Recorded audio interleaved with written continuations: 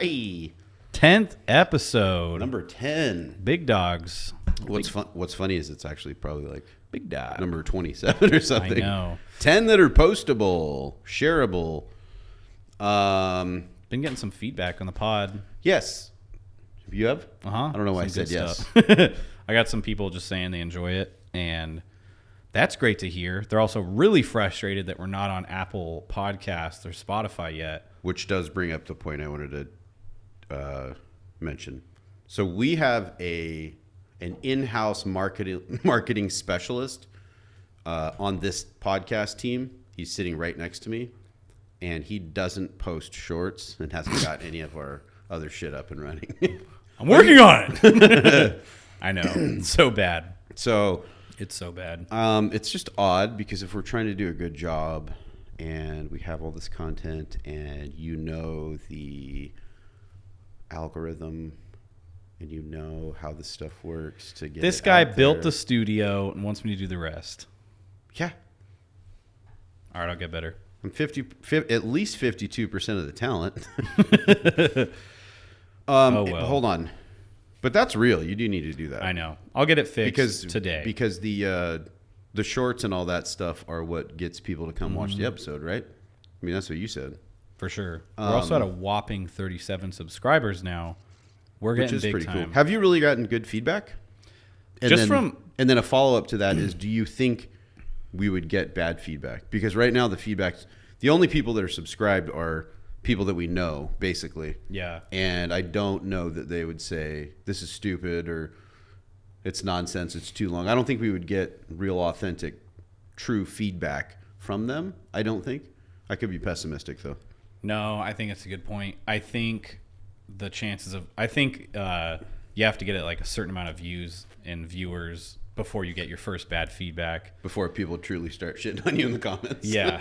Because like Fat most idiots. people aren't going to shit on someone that only has like 3 likes. Yeah. Because they're like, oh, well, then I just look like the asshole. Yeah, that's true. So That's true. I think we'll definitely get negative feedback once it starts getting bigger. Well, that's a sign of 100%, success. I mean, yeah. I count on it. And I'm genuinely interested in that happening so we can review the comments. Oh, and that'll stuff be on great. here. That'll be hilarious. Yeah, that'll be great. That'd be really funny. This episode is brought to you by Fifth Element Media, the go-to marketing partner for franchises. Fifth Element Media specializes in helping franchise brands and franchisees grow faster with proven marketing strategies that actually work.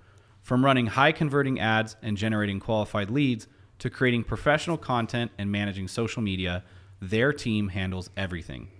Franchise owners can focus on running their business. With years of experience working with some of the fastest growing franchise brands in the country, Fifth Element knows exactly what it takes to fill locations, boost brand awareness, and keep customers coming back.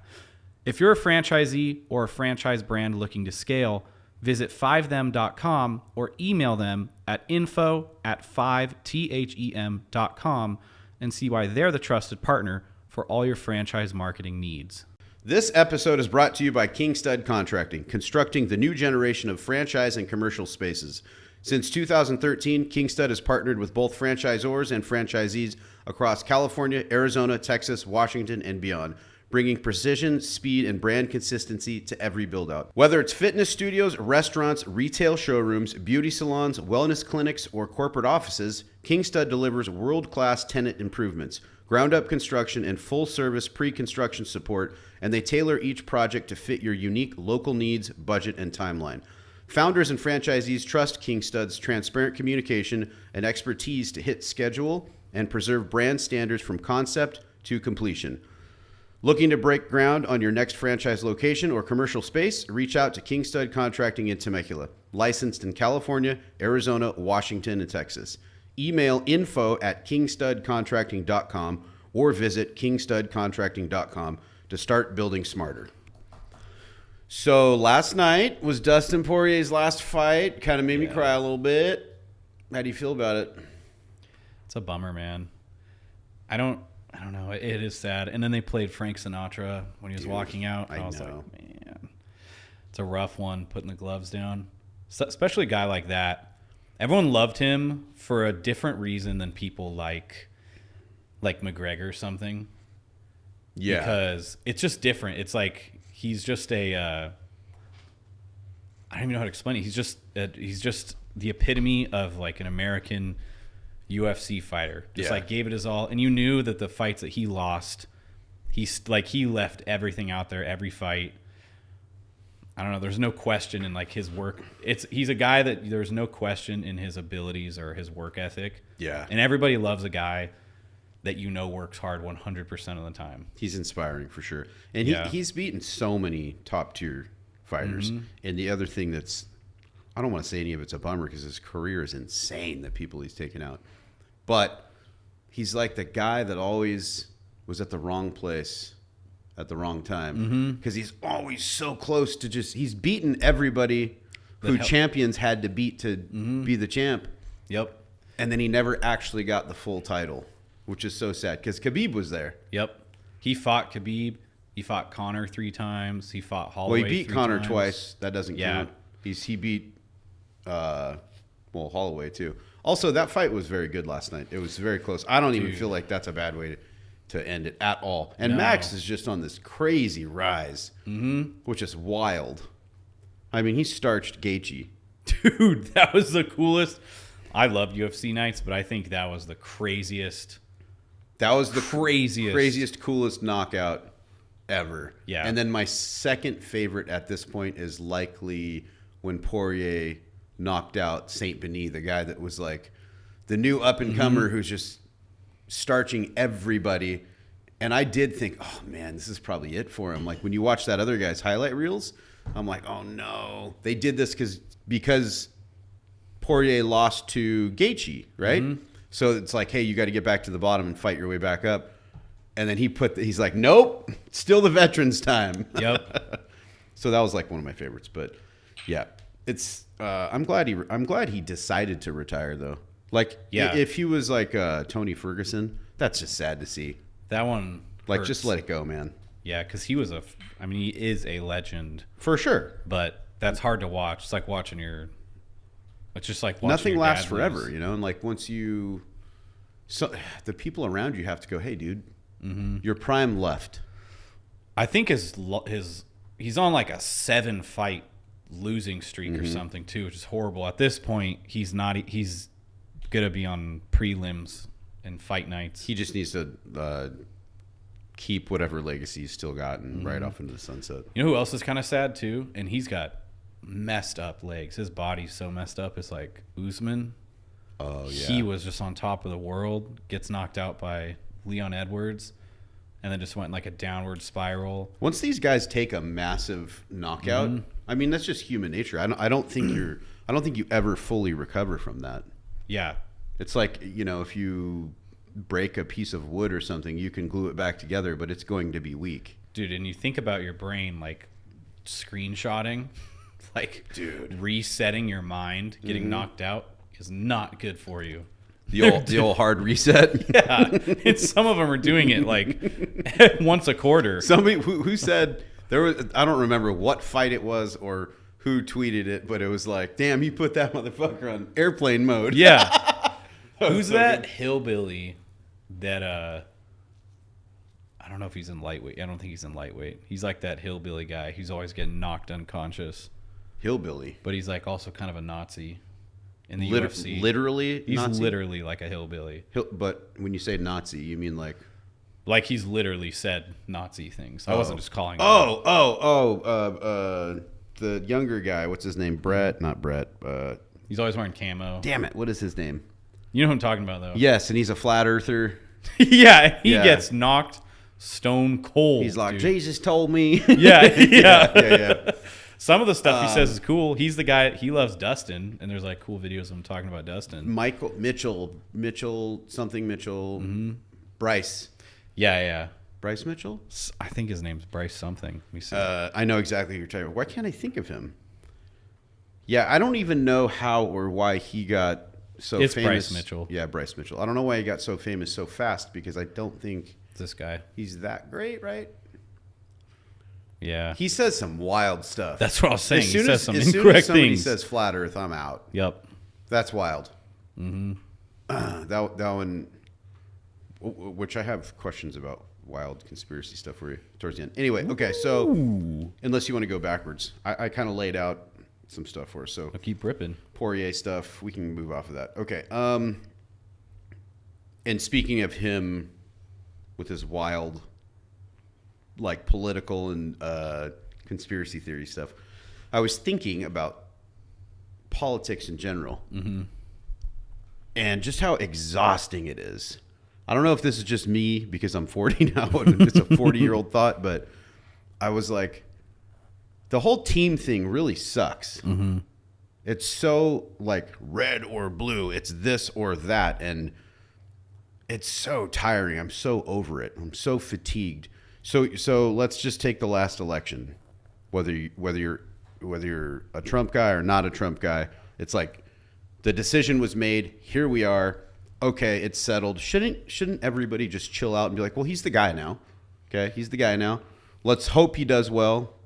If you love him, be happy about it and just sit in your house and be like, yes, we won. If you hate him, hey, look, it's only 4 years. Deal with it. Move on. But not even every month or every week, it's like every day, every hour, there's some wild thing like the Epstein stuff. Trump's probably on the list. And like every 5 minutes, there's some crazy thing you have to like get emotionally invested in to decide what side you're on.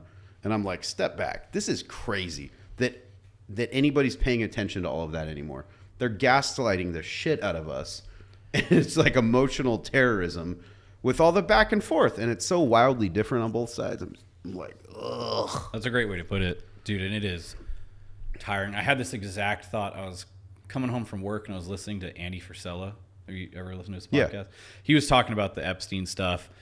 And he was talking about like how tiring it is to keep up and listen. And it is just like a mind suck. Like it's a vacuum of just dead space where like, because in the back of your head, you know, if they finally get over this certain thing, the topic, and it's solved, it's fixed, whatever, like there's just going to be another thing. Then there's a new bombshell and a new audio leak and it's just insane. And sometimes my question that I always think is like, what's the best way to live? Because part of you can just completely shut all of it off and live without even paying attention to it.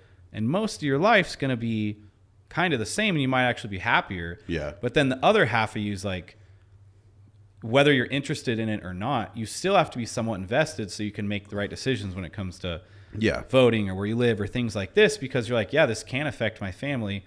And it's just another thing added to like an adult's plate, any citizen.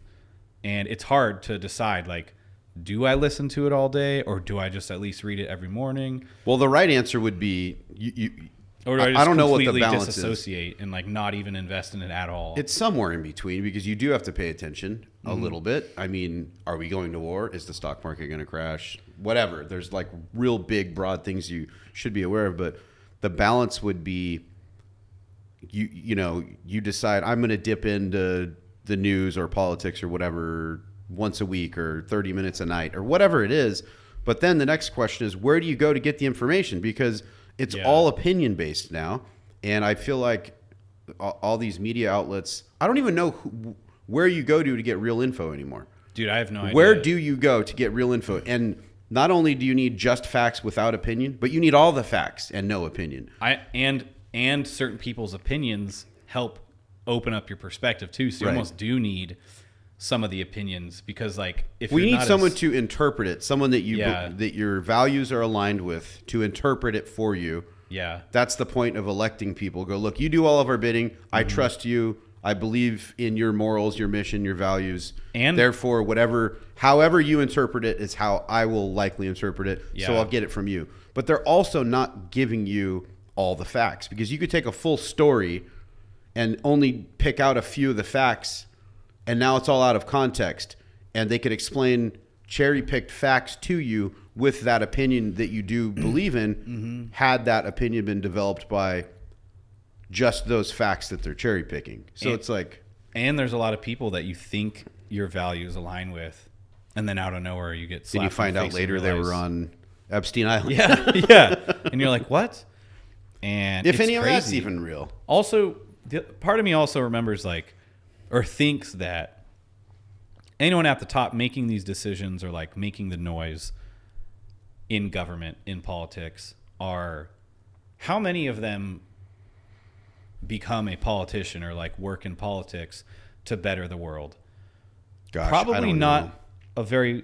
probably a very small amount of them. And if I were them, my general interest would be in making my family the best it could be in terms of wealth, power, being realistic. And it's like, I think all those guys probably sleep a lot easier. I don't know. Politicians? I mean, some of them are doing some dirty stuff. Maybe they don't, but I think they are like, they understand the game and they get over the hump and they're just fine with being greasy, making noise, taking shit from the media, looking like the bad guy here and there, because they know at the end of the day, they're going to be at their lake house completely fine with security guards outside. I don't even know if you could say they'll be completely fine, because it goes in these 4 to 8 year swings of we're going to get you, we're going to get you back. But I think what I'm saying is I think they understand the game. Yeah. I think And you it's have like, to be and they create false animosity and things to help leverage their Right. interests and like powers. maybe they're all on one big team. That's what I was going to say, because it's like, Well, I'm sure that the whatever the highest level of that is, they probably are all on the same team. That's what I was going to say. Because I would say I'm sure people have general disinterest in each other, and there are certain people you can tell in government that like really don't like another person. But like you put them all in a room, they're not going to, maybe they bicker or something, but they're not going to go like, I don't know, man. fight There's a or lot something. of low rent ding dongs Yeah. like AOC and some of these younger ones. They just don't seem like intelligent enough to make. Then again, it could be a play. I think it's the other end. I think someone like that is intelligent enough to know what to say to strike the right chords. That's it, though. I'm confident that they are just going, I'm going to say this because I know that's what they want to hear. It seems like someone like AOC is smart enough to strategically like find the perfect moments in time, and an event occurs and she is just like on it with the perfect thing to say to stir up the perfect crowd. I agree, but that's not the job. Exactly. Yeah. And that's the problem. If the job they is all to- are like, I'm the main character. Yeah. If the job And is they're to narcissists. better the country and Yep. move our society forward in progress, they're not doing that. I think the best way to deliver information to get real results is everybody goes, here's the information. What do you think? Mm-hmm. Before going, here's what happened. And no. Yeah. Yeah. And the problem is like, if the goal is to move us forward as a society, as a country, well, the people listening to AOC or the equivalent of AOC in her opposing direction, when listening to that, are like, she's moving us forward with this opinion. But like, Yeah. you zoom out and you're like, no, they're just creating noise Yep. on said given topic to move them forward. So that 40 years later, when they run for president, they have this big track record and a great resume. They also don't, they spotlight like hot topic issues that do affect and bother people. Yeah. But without zooming out, like what ticks me off is when people talk about spending money on things like Medicare or homeless people or whatever it is, whatever these causes are, which face value you go, yeah, you should help those people. No, these people shouldn't suffer. And if you can't pay your medical bill and you need help, that's great. We're humans. We're all moral. But they don't zoom out and go, yes, but this whole thing, this whole country, organization, government, whatever you want to call it, has to work together. And you have a budget. It's like a business. And sometimes you go, we need more computers, but we can't afford them right now. What makes sense first is getting a salesman to get us more jobs to bring more money so we can buy more computers, not just this guy, he's working with a sheet of paper and he doesn't have a computer. Stupid analogy, but you can't just make decisions on feelings in these small little compartmentalized areas, which are meaningful if, without zooming out and seeing, does this all work? Can we afford to do that? Can we afford to do all of these nice things you're talking about, which we all agree are nice things? What effect will that have downstream for the bigger stuff like national security or whatever? Anyway, the point is, I'm just over all that. I'm over hearing about it. I'm over the people, everybody, anybody on both sides of the political spectrum, whether it's YouTube podcasts or the mainstream stuff. And I think it's exhausting. And I think everyone on both sides, or whatever you are, is equally over it as well. And I wish everybody would get on board with that. That might change something, but well, not a lot of people do independent thinking, and there could be people out there listening to us right now that are like that think we don't do independent thinking and think we're brainwashed. You know, and we may be. Yeah, that's the tough. We may thing. be. I mean, we fall somewhere in there. Hey, when's the last time you looked into crypto and everything? I actually don't, because when I first jumped in, I went hard in the paint. spent a good chunk, and then was stressing out about it, watching it, and then, I mean, all roads lead to dollar cost averaging. Just putting in whatever you think. As a like normal guy that doesn't have huge lump sums of money, I think that's genuine. I think that's, we're not financial experts. I think that's the best thing to do. Did you see what happened this week, 2 days ago? I pay zero attention to it. So I don't know too much about it either, but I have like a quick little read up on it to get you filled in. So Trump signed the Genius Act, which is a acronym. Stands for Guaranteeing Essential National Infrastructure for U.S. National. Guaranteeing Essential National Infrastructure for U.S. stablecoins. So the purpose is, it's the first ever federal law regulating stablecoins in the U.S. It had bipartisan support, and Trump signed it during, I'm just reading this. Yeah. Trump signed it during a self-declared crypto week, saying it makes the U.S. a global crypto leader. So what does this actually do? So every stablecoin must be backed dollar for dollar by U.S. cash or low-risk assets like treasury bills. It says there's going to be monthly third-party audits with full transparency. Holders can redeem $1 at any time. So a stablecoin, do you know what a stablecoin is? Yes. Yeah, I'm not. Perfect. So anyway, this is where it gets into, and it says who's in charge. The Treasury Department. Great. I know, that sounds a little interesting. Why does this matter? The good and the bad. The good. It legitimizes crypto in the U.S. For the first time ever, stable coins are federally recognized. Institutional confidence. Banks and hedge funds now feel safer using stable coins. And it says expect more U.S. businesses to accept crypto payments soon.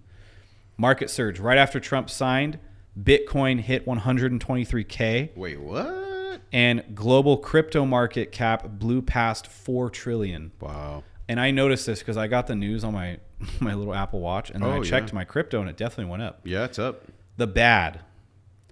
Favoring big players. Rules are expensive to comply with, giving Circle, USDC, and Trump-linked World Liberty Financial a huge advantage.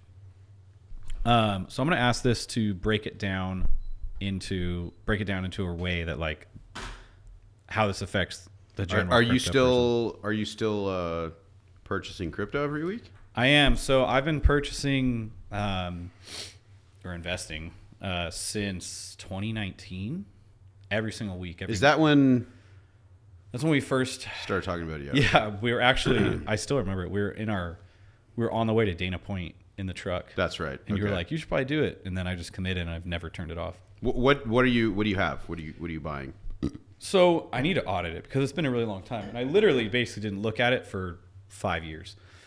But every Monday since then, I've put $100 into Bitcoin and Ethereum. Okay. Which is like, yeah. And now, so I'm behind on this. So anyone who's listening that's you're definitely gonna be way more knowledgeable than I am on crypto. I've been kind of out of the loop, but it's starting to pique my interest again because I finally have, I don't know, just all this news is making me come in. I've got Bitcoin, Ethereum, Cardano, and I started doing XRP again. You know what sucks is I think that one. Dude, okay, so XRP, I have. Isn't that Ripple? XRP? Yeah. I don't know. I'm probably sound ignorant. I don't know. I might have the wrong one. They went up a lot. I had a fair amount of. So XRP, I bought a long time ago. I bought like $500. Oh, do you remember we bought that other Sandbox and all those silly ones? What app platform was that on? That was on Because that's still in here somewhere. I don't even know. Yeah. And what's the other? So there's Coinbase, and then there was what if we had all this money we didn't realize it? Right Dude, now? I know. What the heck was it called? Uphold. Uphold. It was on Uphold. Let me see. I'm getting into my Uphold account right now. So, I don't have the login, dude. Dude. Shit. Idiot. We bought all these niche ones like Polkadot, XRP Sandbox. Yes. And this was years ago. Oh, I think I do have mine. Let me see. I think we bought the same amount, so I never took it out. This is all I have in my Coinbase, so nothing crazy. Verification code. But here's what I have. So nothing too crazy. Yeah. But a chunk. Yeah, that's good. You can buy Del Taco later. We'll keep it. Hey, I could cash it out and buy a boat, Uncle Fifth style. No, I wouldn't. I'll check it right now. I just got a. What the hell? You can keep talking for a second. Let me see here. Anyway, I think for the general man, this is basically saying that. Here's where it was. Okay, so. Let me explain this to you.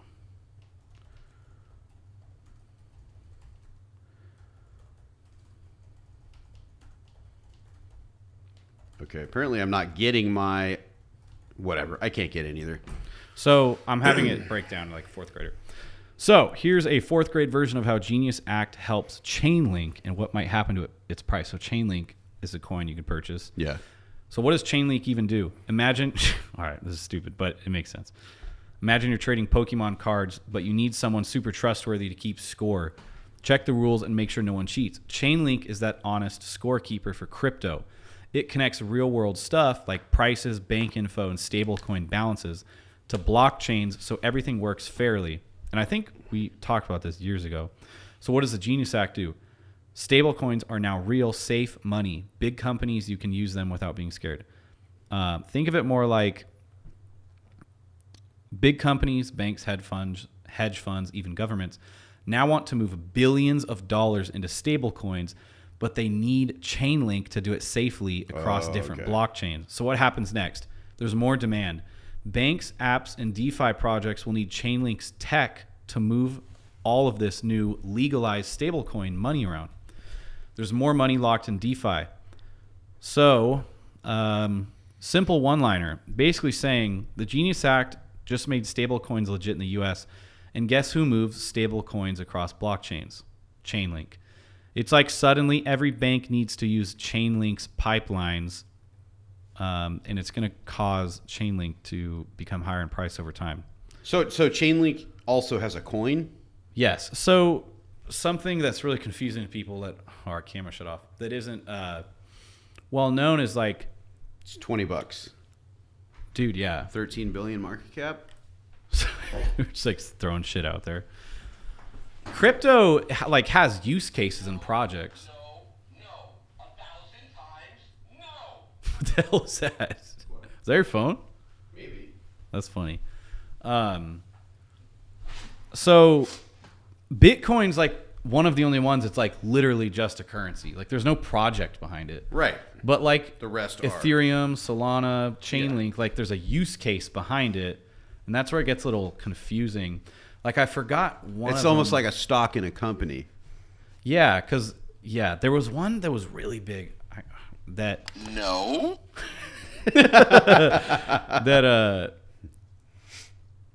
Anyway, read into it. I'm buying Chainlink.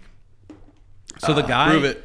The do guy, it right now. Do it live. All right, I will. Fuck it, let's do it live. When Trump signed that bill or whatever it is, the Genius Act, the guy who made Chainlink was standing right behind him.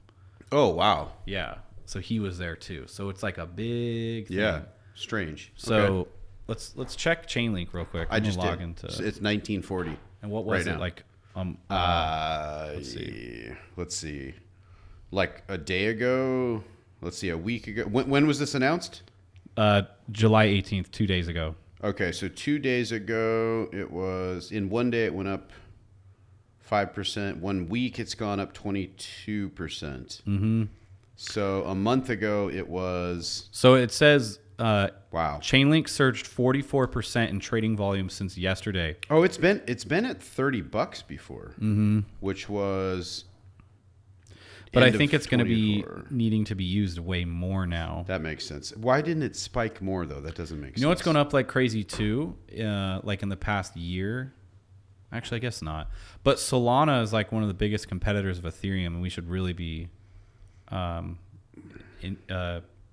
our time into researching Solana as well. I used to have that too. I had to consolidate, dude. I had to just go with the basics, and Well, there's like new basics now. You got to learn. maybe you keep chasing that info. I know. It's like you get too spread out. It's interesting. I don't know. I mean, it's all of it is based around finite Bitcoin. So if you're not willing to put the time in to understand all of it, which I'm not, I know. I think Bitcoin's where it's at. Maybe, yeah. I'm going to start reading into it more. We can do a little I'm update also here a on the pod. complete crypto fool. Yeah. I'm willing to buy into it with money that can be lit on fire. For That's sure. where I'm at. For sure. The vault is coming. We need to put some serious thought and effort into that. But business stuff. Let me give you a little rundown here. Do you have suits for the vault? I mean, I have my 3, but I think I need to get another one. Yeah, I'm going to get new suits. I'm way too big right now. Yeah. Like, I I'm legit gonna have to get new I'm going to be in suits. Vegas again 1 week from right now, actually. Hell yeah. And I Is think it I'm just gonna- you and the lady? Yeah, Melissa's birthday. Nice. 50? Yeah. I'm kidding. When's her birthday? It is the 28th. Are you guys going to the river and coming back for a huge shindig on a Sunday night, or Yeah. are you doing a party for her? No, the river was meant to be the other one's birthday, and then I know, that's the joke. It oh. went over your head. But, I just meant, it was, are you doing like a party at home? No, I'm taking her to Vegas. Nice. Yeah. Heck yeah. I mean, I'm sure we'll do the regular run of the mill. Everybody's here. Might as well say happy birthday thing. Was she 46? 44. God, I'm just like rounded up so hard. Well, I've been saying Yeah. funny stuff. You've been about it convincing me since I've been for like saying, 12 years. Yeah, I used to just yell 12 years from 50, 13 years from 50. Yeah. Um, That's funny. but yeah, we're going to the Golden Steer again, boy. Heck yeah. And I'm staying in the Fountain Blue this time. I'm try it out, That's which is awesome. very close to Golden Steer. I wanted to change it up a little bit. Nice. Yeah, I had all these things. Okay, so hiring before you can afford to. Oh, that's a good one. This is a spot I'm at with in my business is I'm at like this crossroads where to get to the place I'm going, it requires not only all these systems, not only, you know, what has it been? Almost 6 months now, or about 6 months of finding bottlenecks, which was a task to even find out what's wrong. And then finding out the solve for each one. And then implementing whatever the solve is, which requires grit, faith, hope, and learning how to hire new people, learning how to create systems for the bottlenecks and the problems and the issues, which, as you know, I've been working on a lot. But then there's money. Hiring more people costs a lot, and it often doesn't produce right away. So No. you have buying things like you need a vehicle, you need more tools, you need more whatever, uniforms, devices. Then I need a place for everybody to be. There needs to be an office. They need to have desks and chairs and all of these things. And then there's just, okay, there's too much work. I need help with the work. And then figuring out, oh, you're missing these departments. You're missing these people. And then you don't want some cheap version of these people. You want quality people, because am I planning for my existing current workload now and problems and bottlenecks and issues now? Or am I planning for where it's going to be? The Yeah. smart thing to do is plan for where it's going to be, which means you need a higher caliber of person or role or position, whatever you're looking for. So I've been doing that. And the next move is like salesperson, sales department. And That is very specific. They need to be highly qualified, have the experience in this area, which all costs money. And then how fast are they going to produce? Mm-hmm. And then also, when I hire this new person, I'm now sitting in an office that's too small. So it's like, do I upgrade that now? Now you're just blowing money on all of these things to set yourself up and kind of hoping it'll work. Hoping that the economy stays the same. Hoping that the business model works. And I'm confident it all will. But I guess what I'm getting at is it's just this is one of those areas where you're faced with like, do you have a strong stomach?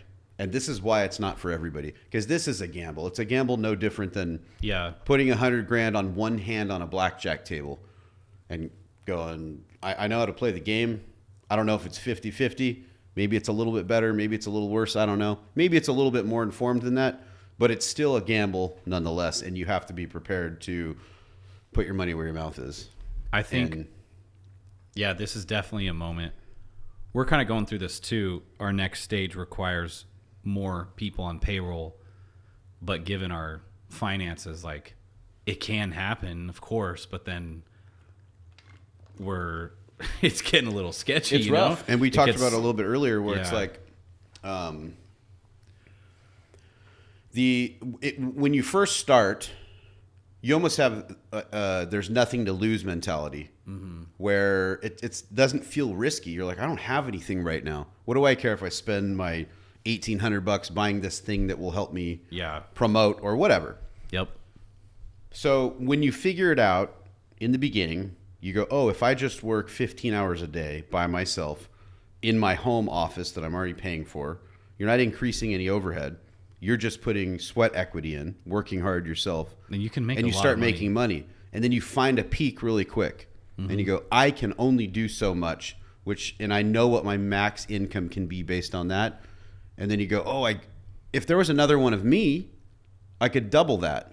As soon as it sounds easy and quick, but then you find out when you hire help, the profit margin goes down and it continues to go down, and you get hit another wall where you go, I have to hire all these qualified people, have the office, have the stuff, the devices, all of the overhead, all the bills to go with it, so that you can scale. But the higher you go, the more your overhead is. There's some point where the formula makes sense. You need X amount of people and overhead to make X amount of profit. But what is that? And it's so much harder than it sounds and you think. Yeah, and every business has like a different model, different setup. Not everyone's going to get a clean 20% margin or anything like that. And I think that's just where having the stomach comes into play, which something I tell myself often is like, when I'm about to go make a risky move or just take the next step up, you usually want to like take the step and not look back. Like hiring multiple people and your revenue's been the same for the past 12 months, but you're just taking on more expense because you know it's required, is like the things that you said about like the economy or even your health or like getting more business. Like, you kind of just have to bake that into the plan and know that like the whole point of you being an entrepreneur and growing your business is to become successful and progress forward. So it's like you almost have to take those actions knowing like, no, the plan is to grow, and stop it right there. And don't even consider the other side. Of course, be a smart guy, bake in things are going to happen here and there, but like, does that make sense? Like, you almost have to bake in like, no, the plan's to grow. We're doing this to grow. We're not going to talk about the what ifs because this is the plan. Yeah, and then just be ready to pivot all along the way, which is fine. That's all a part of it. Yeah, and I think I've always been able to know that there's never a moment where I'm like, oh, you have a lot of money in your bank account, therefore you should go spend it on stupid things. Never. I always look at it like, I don't think that's mine. Yeah. I need that to do this so I can go bigger, bigger, bigger. I think there is a moment though where you go, oh, wow, this is totally working. There's an abundance of extra now. And then maybe you can chill out a little bit. But yeah, I think you do bake that in and you just continue to keep reinvesting. Yeah. Also, you need to have the confidence of like truly really think if you lost everything overnight, which the chance of that happening is really honestly less than 1%. It would realistically probably be like a slow death over like months or even a couple years where you can really see it coming. Like you're stripped of all the things you have, like your assets, but your knowledge is, you could immediately that night or the very next morning pick up the phone and make something happen immediately, given your contacts and contacts and skills. So it's like, really, you're gonna be fine. You're not gonna starve. Everything, you're always gonna be fine, you know. And it's just it just boils down to managing your own expectations, having a strong stomach, and not counting your chickens before they hatch. Really, that's really what it is. Yep. And I've been this year's just been stressful and exciting equally all at the same time. And I've always been this like head down, move forward at all costs, take everything on the chin, no matter what it is type of guy. And I am still, and I always will be. But I think that's just the spirit of the entrepreneur. Yeah. And like it's 90%. It's just stress and 10% excitement. It's just grit, dude. And the country is built on people taking risks. Yep. Like, silly analogy, I was just like driving down Jefferson, and Jefferson is all, it's not, there's a few like restaurants, whatever, franchises, but it's like all independent businesses. Yep. And I was thinking about it the other day driving down here, and I was like, wow, none of this would be here. Like, this entire block would not be here without like-minded people. And for a fact, every single one of these people are probably waking up feeling the exact same way as you.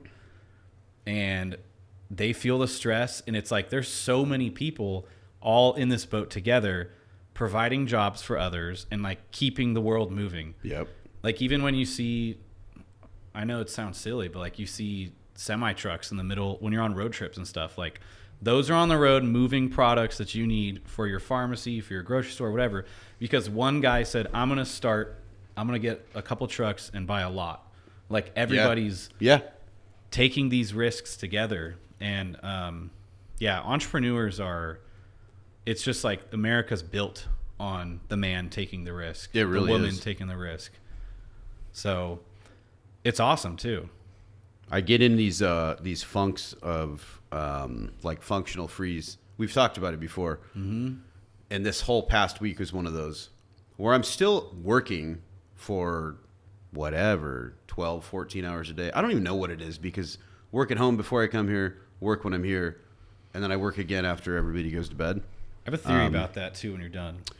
But I always say I have this efficiency issue. Mm-hmm. And I was trying to think about it last night because I was going to bring it up here. And maybe it's just a negative goggles or something, but I go through these like waves of like, man, I am on it and I am just so efficient. And then there's a, did I write it down here? Like a discipline issue almost, maybe. Yeah. So I'm putting these hours in, but I'll find myself just sitting there with like a blank face for these like 5-minute chunks out of the day. I'm like, what are you doing? Stop. This happens just to go. me Just go. And all then the time. the discipline part would be, discipline plainly said is doing things you don't want to do. Yeah. Doing things you don't want to do, but you know they're good for you, or not doing things you want to do, knowing they're bad for you. That's discipline. And I think it's because you have those days where, say you have 15 tasks for the day or whatever, where you have those days where you bust out all 15 in under 2 hours. Yeah. You have like AirPods in, just crushing. And you're like, wow, I am so capable. Why don't I do this all the time? Right. But You're just not that all the time. And you can't be. Mm-mm. You can't be. I think I always get mad at myself too, because part of being the business, like part of growing the business and yourself is going through that. Like that's part of it. Yep. And part of it is feeling like, what the fuck? What did I even do for the past 30 days? This episode is brought to you by Alpha Baby Formula, because why raise a soft baby when you can raise a champion? Packed with 25 grams of protein, 5 grams of creatine, and just a sprinkle of White Monster Energy, your kid will be benching his crib by 18 months. Alpha Baby Formula, because tummy time is for alphas, not cowards. Dude. This episode is sponsored by Uncle Merv's Pre-Worn Soap, the only soap gently used by strangers, then mailed directly to you in a damp sock. Each bar has a mysterious scent like basement ballot or mystery meatloaf, lathers up like shame and exfoliates like secrets. Don't ask who wore it, just know someone did. Uncle Merv's Pre-Worn Soap. Cleanse your body, confuse your soul. This podcast is sponsored by Uncle Randy's Funeral Fireworks, because burying people is for pussies. Why waste money on a casket when we can stuff your loved one into a mortar tube and blast them into the sky while Freebird plays? Packages start at $2.99 and include free sunglasses for the family. Uncle Randy, because Grandpa would have wanted to explode. Because also another thing with that functional freeze, dude, I go through chunks where I feel like I'm in functional freeze for like a month. Like I'll feel like I'll go through a 6-week Yeah, it makes you period, feel just like a and loser. You feel disgusting. You feel like depressed, like you're trudging through oil. You feel like you don't even deserve things like watching a movie or family time or vacation because you attach your identity to your output. Yep. When in reality, you still got a lot done because you're a high performer. But like you said, maybe But that's compared to the the outside world and everybody else. Yeah, and I don't want to do that. I want to compare myself to myself, my best version, and that's what drives me nuts. But I do think there's also days where you have just the negative goggles on, where like maybe you did get a lot done. There's definitely different functional freeze periods, because there's periods where you actually do get stuff done, but you're just in that mindset of like, what the heck? And yeah, you stop between every task. You're not even on Reels or watching YouTube or scrolling TikTok or something. You're just like thinking, but you're like, I'm working, but nothing's happening. You're like stuck on the same couple of emails, or like something's just taking you a while. And I think it's because our focus times are so long. If you think about it, Monday through Friday is like on repeat. And even, I know you do a lot of work on weekends too, where it's like you wake up, you go to work. At the end of the day, you keep working till you go to bed, and you wake up, go back to work. So like there aren't a lot of breaks in focus. So like technically you're focused for like weeks at a time. Yeah. And it's like your brain just needs a little bit of like, just a quick little spurt of like, maybe go try lunch at a new place or ride your bike to work. Yeah, you got to break it up a little bit. But like you don't provide your brain with that. So it's just like has these moments where you're kind of little flat. Figuring that rhythm out, and I know we've talked about this before too, but it's very difficult because I haven't caught a pattern in those ups and downs yet. Neither have I. And if I did, it would be a little bit easier to catch when you're falling into that mentality, and then whatever the solve for that is, you go, I have to go have lunch at a new place today, or whatever the thing is. I think the thing that breaks my functional freeze too is opportunities. Because like that's always exciting. You respark, but you meet the right contact, and you're like, oh, this guy can lead me to I'm going to impress him. I'm on it, and you're right back on it. But then that fizzles out, and I think the functional freeze for sometimes, not all the time, is the mundane tasks, and that's where the discipline comes in too. So what I try to do is like recognize that your output, like your ratio of like focused output is falling.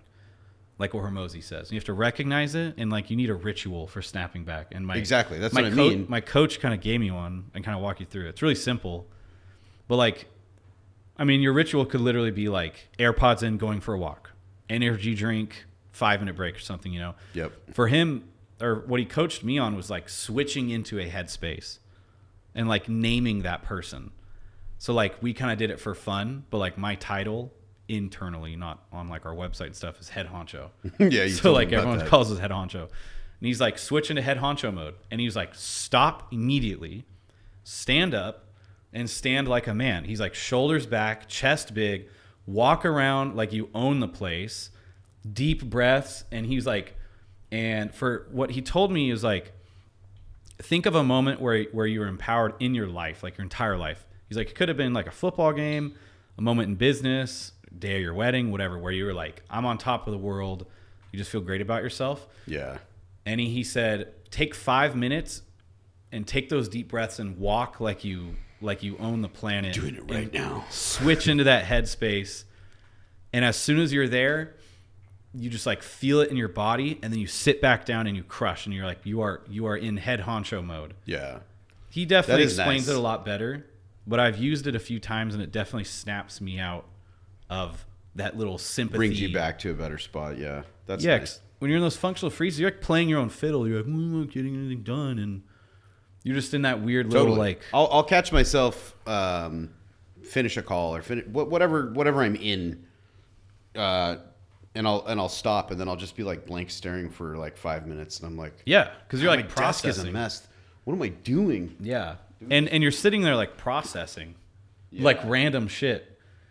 And you're just thinking of all the things you have to do over, but you're not doing them. I've kind of figured out one tell for when I'm in those types of funks, and it's I get a lot of my best work is actually done late at night, like after all the girls go to bed. I'm fired up. And what I noticed, Dude, I get like a 3 a.m. burst. Like if I stay up late. yeah, I get a lot of work done in the morning before I come to the office, and then even more afterwards. Because when I come here, I'm basically just dealing with everybody else's problems. Yeah, you're like damage control. Yeah, all day. It's just all bad news, higher level decisions, and just relentless, brain busting, stomach turning. You get like information decision fatigue too. Yeah, when I go home after everybody's in bed, I get back into it and I get a lot of work done. When I'm in these funks, I'm less likely to do that extra work or read my books. Yeah, you get in that dangerous cycle of like going home, eating dinner, and then Last you're like, night- well, it's late anyway. May as well just go to sleep. Last night, everybody went to bed. I Or you sat do down the- with my laptop and my book, and I was like, there was a few things I needed to do on the laptop, and then I need to read at least like 20, 30 minutes a night of my book, or I'm going to not finish it in time. And I just sat there for probably 15 minutes, didn't open either one of them. And then I told myself, I'm like, you have to commit. If you're going to do it, do it. And if you're not, just put them down and don't act like you're going to do it, and just watch YouTube or whatever it was that you're going to do instead. And I did. I just closed it. I'm like, I didn't do anything. I actually did a little bit of prep for this, but I didn't do the work, and I didn't even open the book. And I was like, man, Dude, you and got then that discipline, snap out of that. And granted, it was Sunday. And Or Saturday, it chews in you a little more though too, because then you're like, you commit to the, all right, you know what? It's 11 o'clock. It's a Wednesday night. I don't ever do anything for myself. I'm just gonna sit here and watch YouTube and go to bed or something. Yeah. And then it's the next day or The commitment's week, a big deal. And then actually, you have what like you just said. you have all this work to do, and you're like, what the? Stop doing that. Do the work, and then you get mad at yourself, and it's like this ongoing, just like you're just always out of time. But then, yeah, you're just always out of time. I'm indecisive, even though I just read Decisive. I got a lot of good information from that.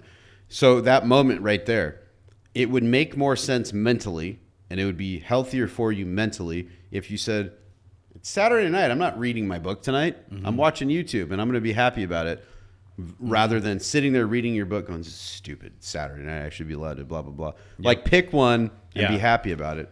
Or just go, no, this is why I get further ahead than some other people, is because I am working on a Saturday night. Like choosing, picking, sticking to it, and being happy about it.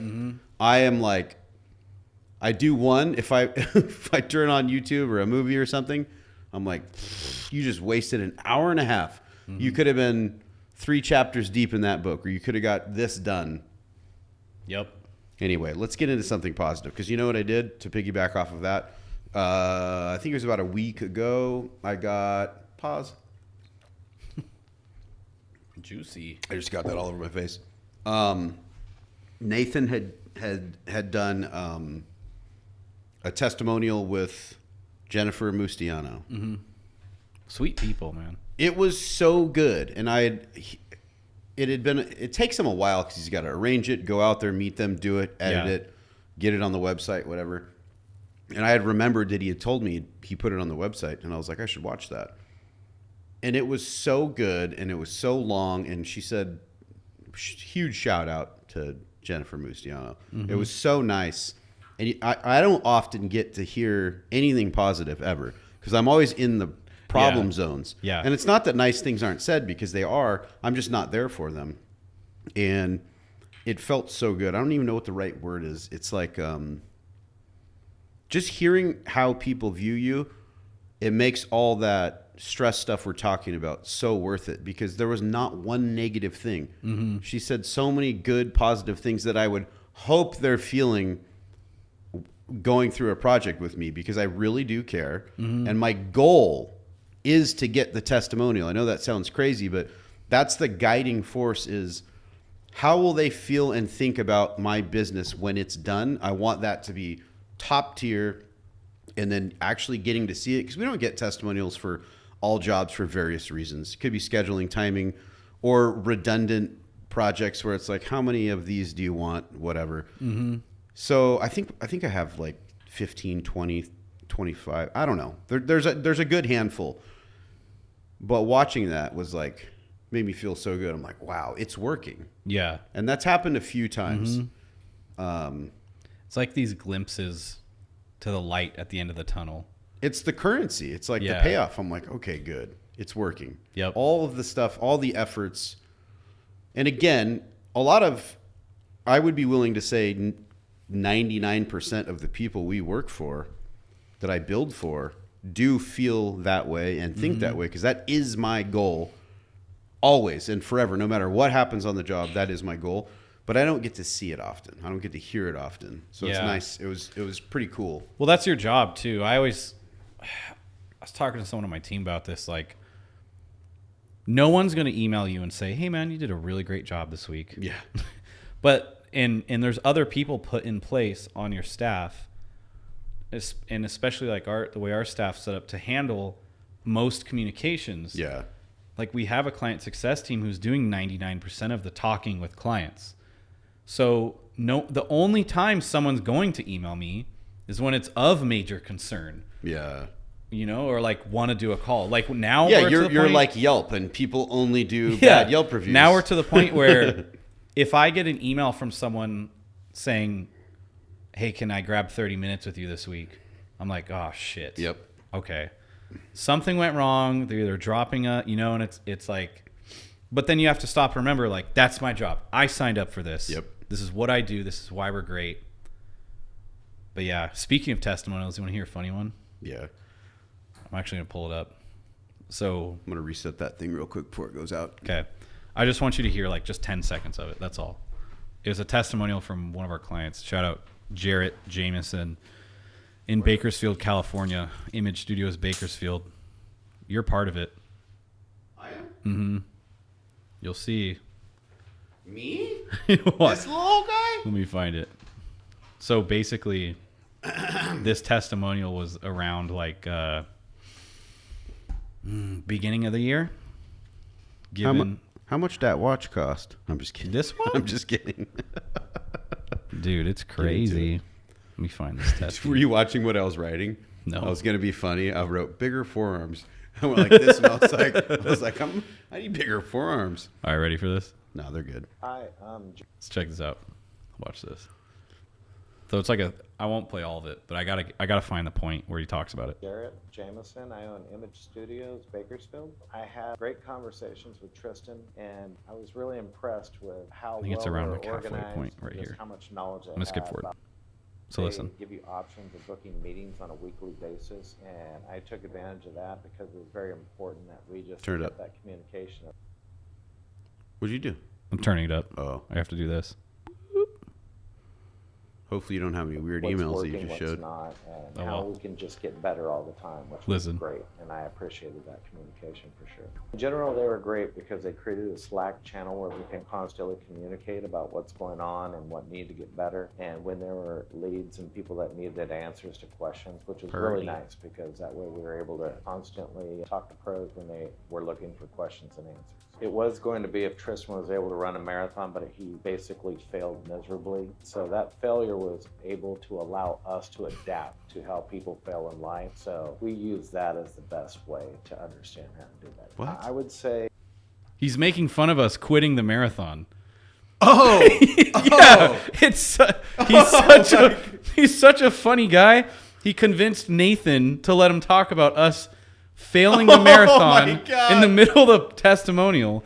And then they made 2 complete edits. One where it's like a normal testimonial and one where he roasts me and never told me. And then my God. months later, I went and listened to the testimonial because we were like doing stuff on our Is that website. the one that's posted?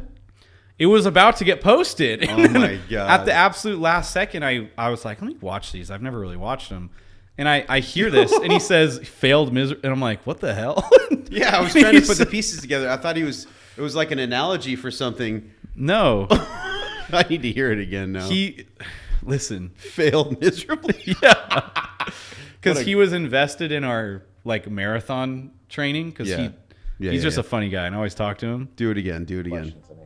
It was going to be if Tristynn was able to run a marathon, but he basically failed miserably. So that failure was able to allow us to adapt to how people fail in life. So we use that as the best way to understand him. It doesn't even make I any would sense. say- Yeah, they just like insert it out of nowhere. That's funny.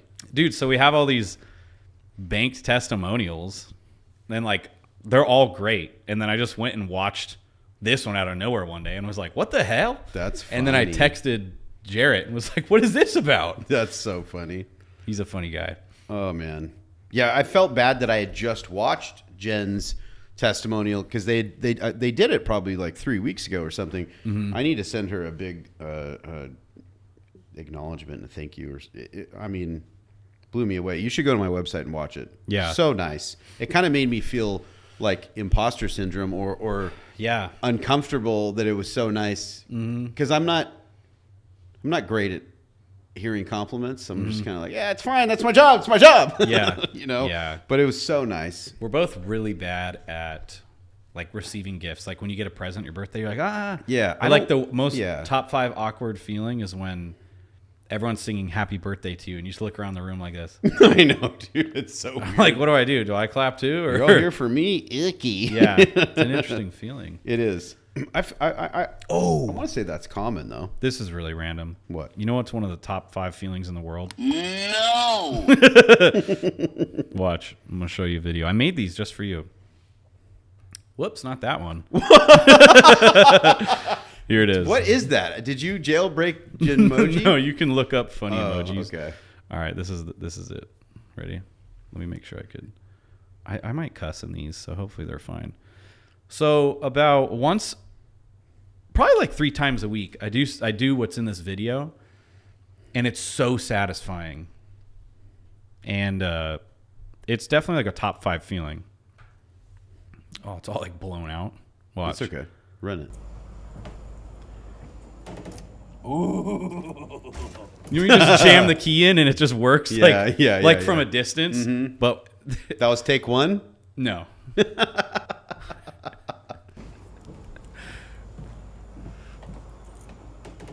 Ah, fuck. Watch.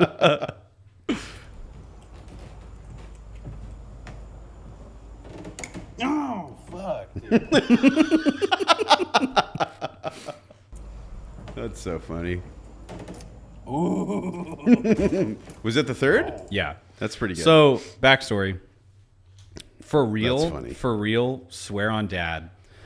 Probably about 2 or 3 times a week at least, because I use that bathroom like 8 times a day. I get it first try from distance, not from like an Yeah. inch away, from distance, and it's perfect. And I've been doing it for like a month now.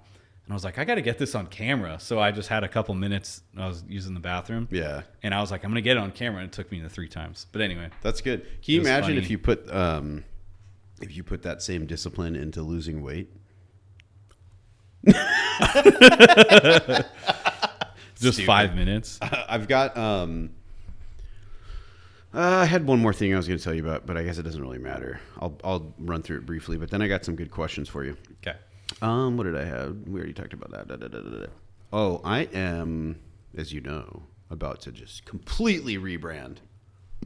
Yeah, it's exciting. I should have it pretty soon. A whole design book. I've gone back and forth with That's awesome. a few things. I'm excited about that, which is cool because you know what that means I get to do?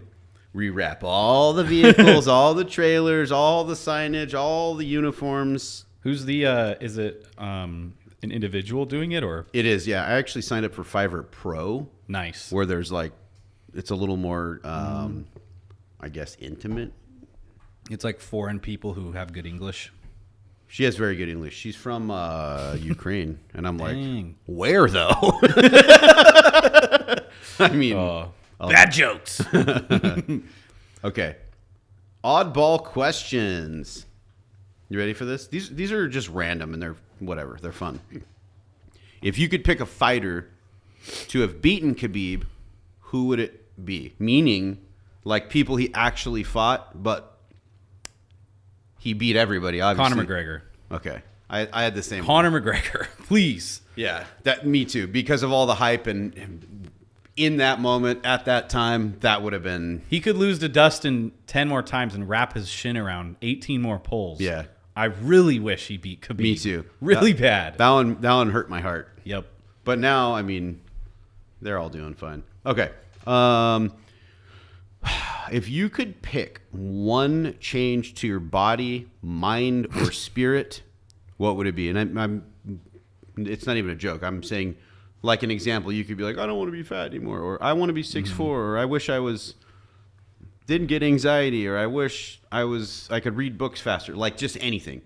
It doesn't have to be physical. But what would it be? Like one thing, snap your finger, I have this now. Extreme like mental fortitude and discipline, because like Goggins level, because then the other things would fall in place. Yeah.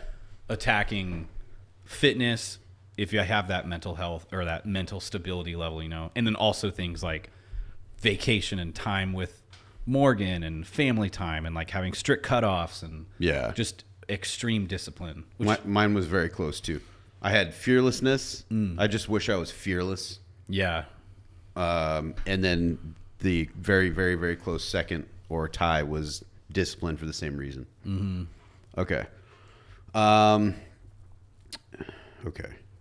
If your dad didn't leave you because he didn't care about you and he was still here, what would be the one thing you would do with him or want to do with him? Like today? Yeah, just in general. If he didn't leave you because he didn't care about you. Dude, just camping. Yeah. Camp. I was going to say like lunch or dinner, but he always was thinking about work. Not in a bad way, but same brains as us, man. Yeah. But his element was river, desert, or fishing. That was his peak. Yep. That was peak Pat. Mine was boating. Yeah. Like I wish, because I missed the boat train. I think I know you know about this. I don't know if we talked about it before, but it took me so long to buy a boat because I was just dead set on I'm not going to buy one until I had enough money to buy one that was faster than his, which is a tall order. Yeah.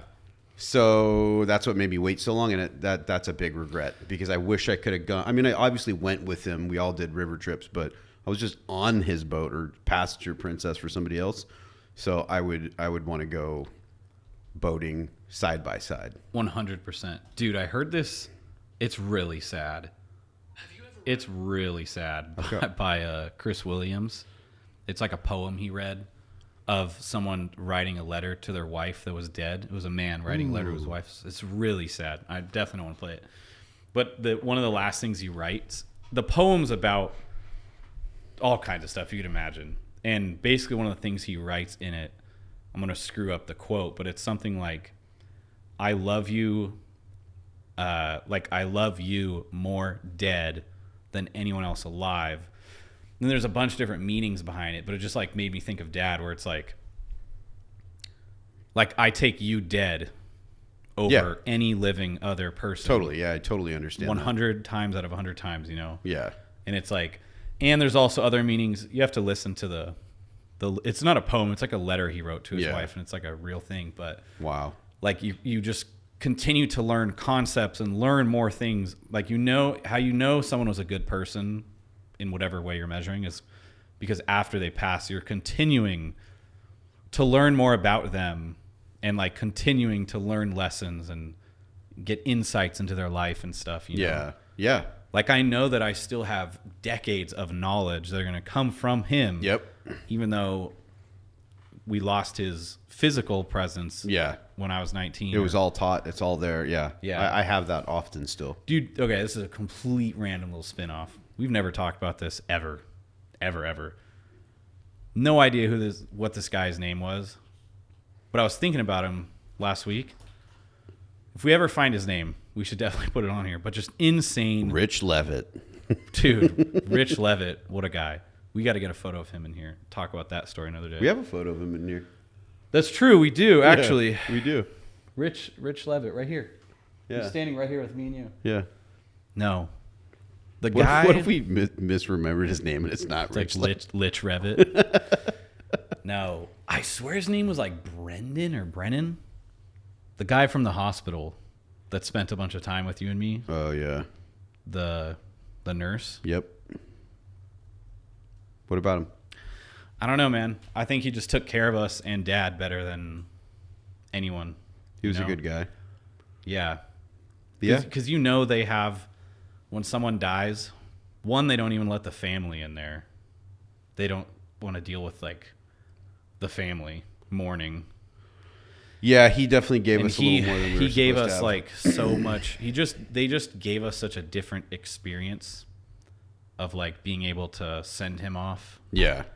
That's and true. did so much. And then what they never do, ever, after he died, this guy tracked us down in the parking lot and came and talked to me and you and gave us both a hug. That's right. I remember now. Yep. And dang, I the whole thing's just a black that was out of my head.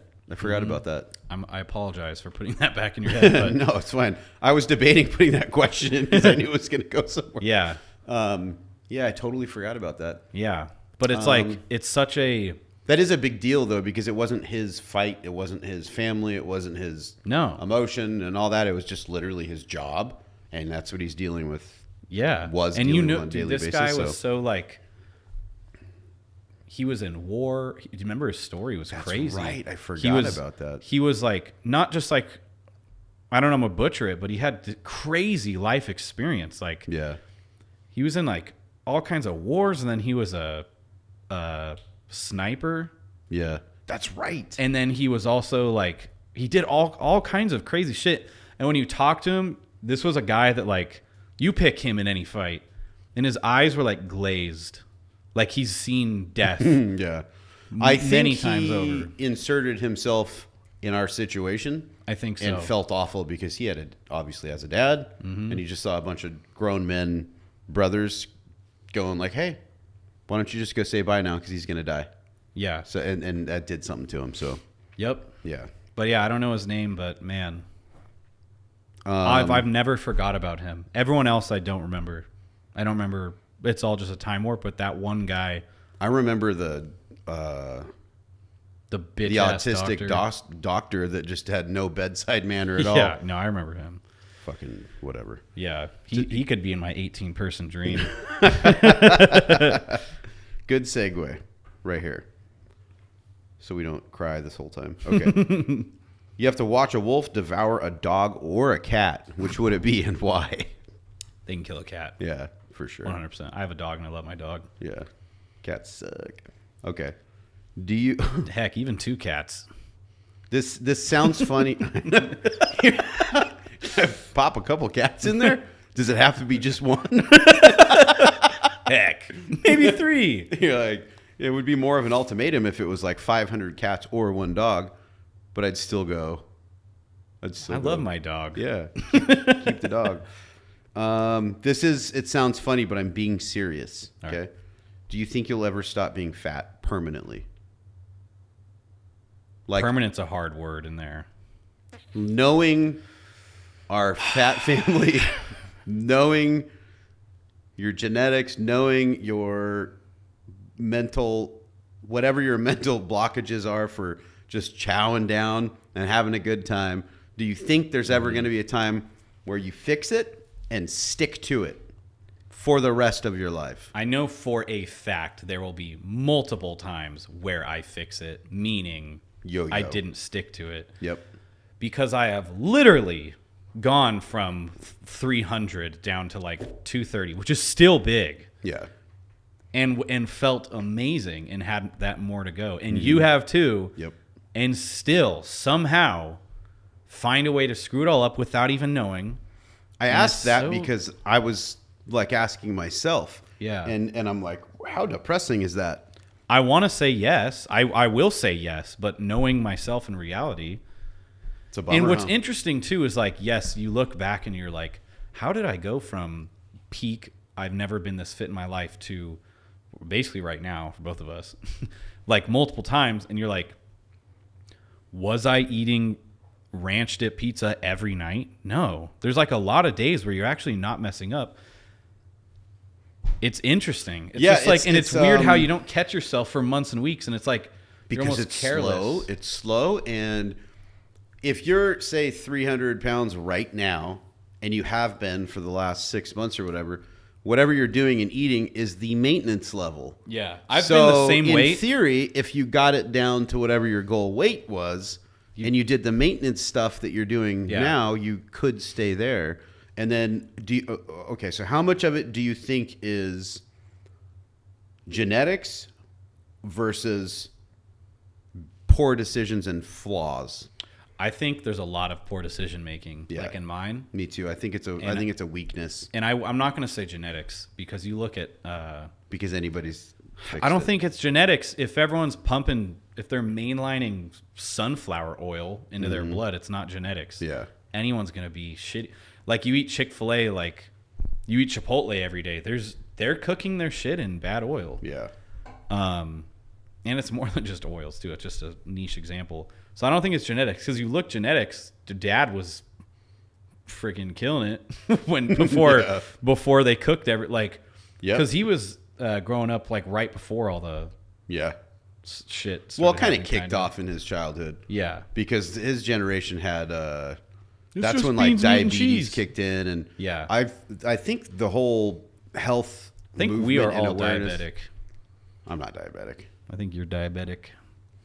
No, because I have to eat peanut M&Ms every night to go to sleep. Anyway. That's a sucky one, huh? Okay, let me move on. Let's see. What would your business need right now to attain $10 million in revenue next year? And the answer can't be the dumb obvious, like more clients, and whatever. Like, okay, you know what I'm saying? Mm-hmm. It's similar to the body mind thing. I've thought about only this for your business. For us specifically, we have 4 departments other than our like administrative, which is like the like executive level, whatever. We have sales, client success, and then we have our 2 fulfillment teams that actually like do the work. Yeah. Which are our creative and our data teams. Our first immediate hires are on our client success and sales team, which are actually happening. Like we're in the process. And then it's literally just building those teams out. Yeah. More. That's it. But starting with sales and client success. Because I've been mapping this out. Because we're about to get explosive. Yep. Just decided one night. It was actually last weekend when I I thought about the same thing. I thought about all whatever my answers would be for these 2. And that's exactly the same thing. Because the rest of the pieces you already know. Kind of easy to fill in. And there's almost a formula where you go, if there's this much work coming in, I need this many of this person, and this person to do the thing. So doing the work is just, I need more of what we've already figured out, just more bodies to do that. And I think I had an epiphany like a week ago when you were gone. It was Saturday night, and I worked in my office really late. I was lonely. Where was I? I'm sorry. I don't know. But I was in my office really late. I sent you that photo. Oh, you were at the river or something? Oh, yeah. Emergency river trip. I stayed in the office till like 11 p.m. and then had some proper 12 by myself and went home. And then I was going to go to bed, and I was like, you know what? I'm feeling like more energized by work. And I stayed up till 3 and did a ton of work by solo in bed. And I like had so much clarity. There's something between drinking a few glasses of whiskey, driving. Oh, shit, should we have one? And I just got so much clarity. Did you say? I'm being dead serious right now. No, I know, and I know exactly what you're talking about. But yeah, I had like an X number amount of glasses, and then I drove home and was like, this is sick. Ford Raptors and proper 12, dude. I will tell you, there is something so magical and special about being in your office by yourself Late at night. late at night on a weekend when you're not supposed to be there. You know nobody's going to call you. Full permission from the wife. Yeah, and just crushing work. Dude, and since no one was there, I had all the windows open, doors locked, not a psycho. Yep. And music, my little Bose speaker was maxed out, and it was for hours. Just Yes. And I got so much done, and I felt on top of the world. Had a few glasses of whiskey, came home, had one Oreo, swear to God, had one Oreo, hit the bed, and I literally was like going to sleep, put a movie on, or I put YouTube on, and then Alex Hormozy came on, like, you know how it just autoplay stuff, and he was saying all this great stuff, and it was like 1:30 in the morning at that point, and I was like, I have all these great thoughts. I know myself, I'm not going to execute on them unless I do them right now. Yep. Got out of bed, went downstairs, got my computer, came back up, and just crushed. Like, I basically just like journaled a bunch of ideas, and somehow just had so much clarity, and it just finally hit me. Holy shit, I know what we're doing. And I just like made this little flow chart of like what we need to do to get to like 10 million. Yeah. I don't know how to explain it to you because everyone else probably like, this guy's an idiot. Just No. sounds weird. It just clicked for once in 5 years. It just clicked, and I was like, Because you no did way.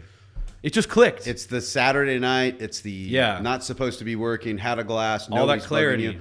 This is going to sound crazy, but that exact scenario is, I've done that. Mm-hmm. And that exact scenario is more appealing and exciting to me than going on a Hawaiian vacation.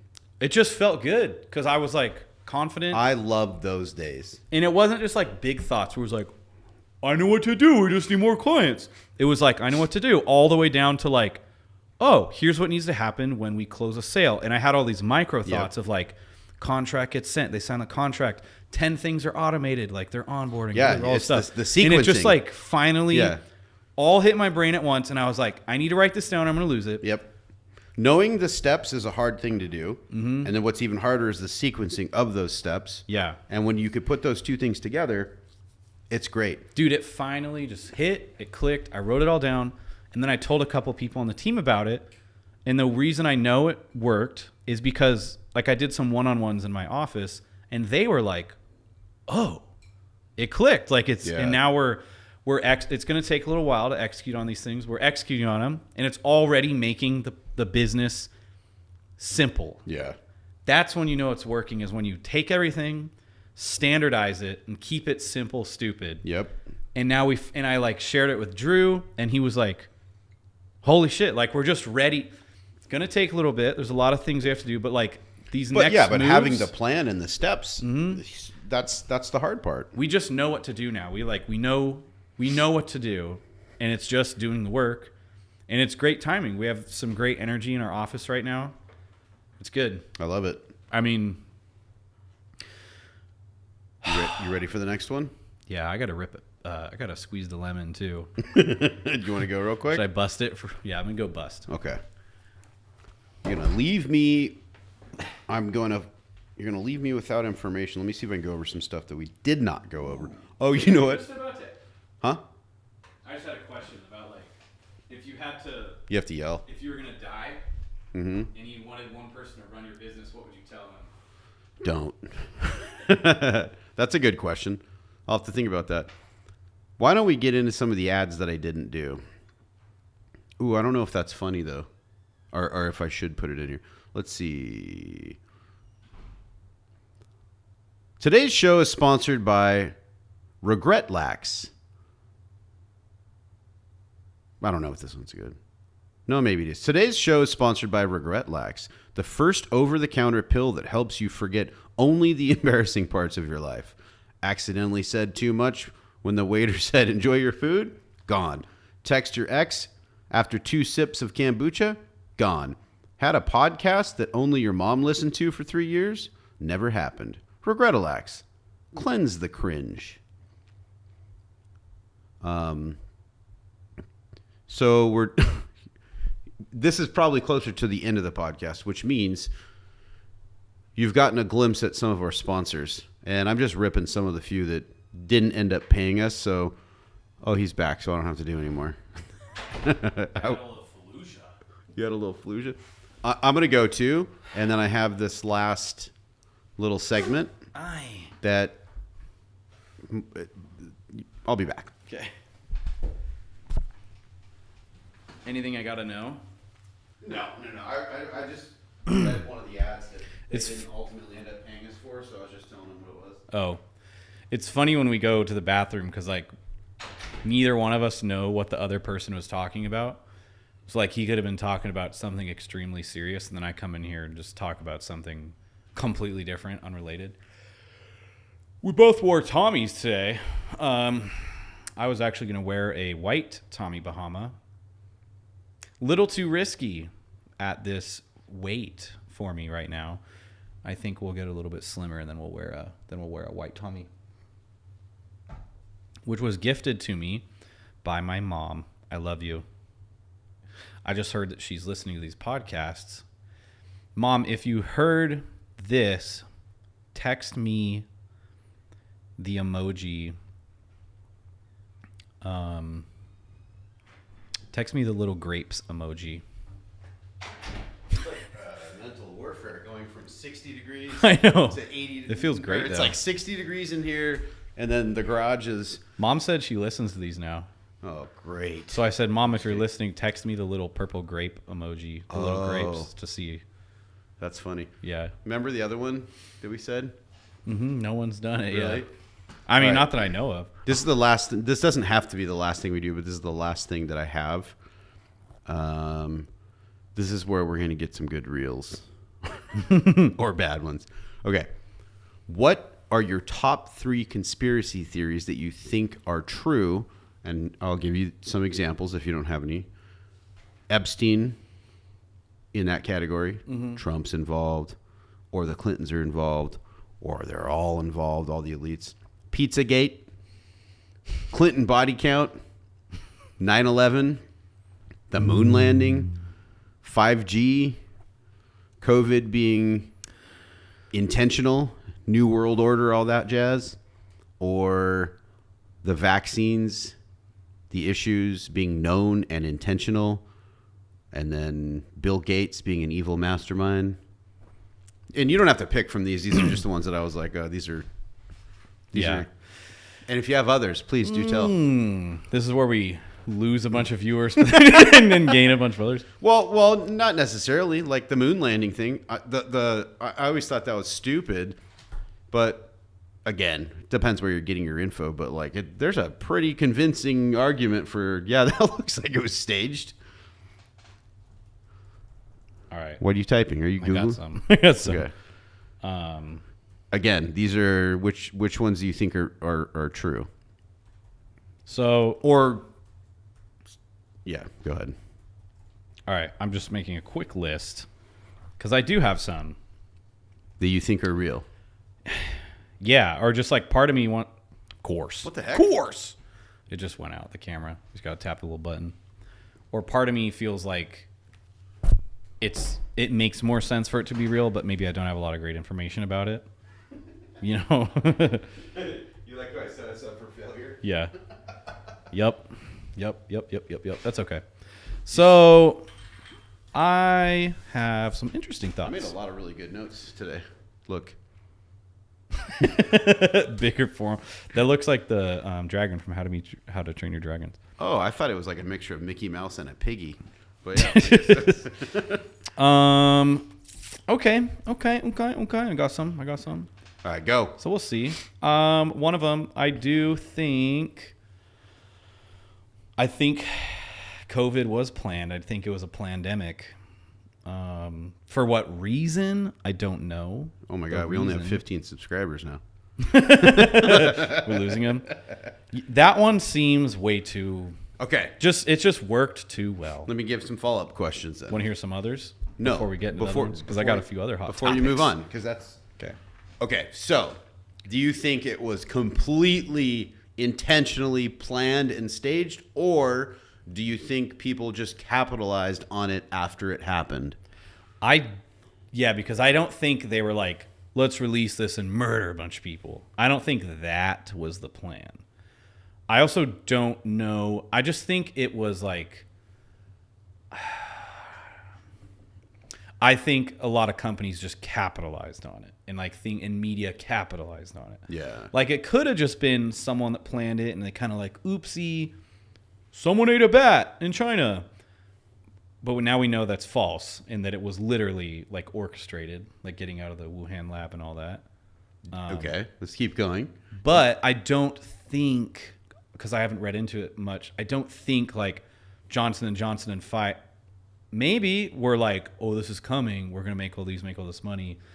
I think it was like this happened, and like an example is like who happened to be in the office at that time, Trump. Mm. And the media was like, oh, he's handling it poorly. And it was just a perfect moment to leverage it. Yeah. And exact thing would have happened no matter who was in office. It's the perfect thing to leverage, you know? Sure.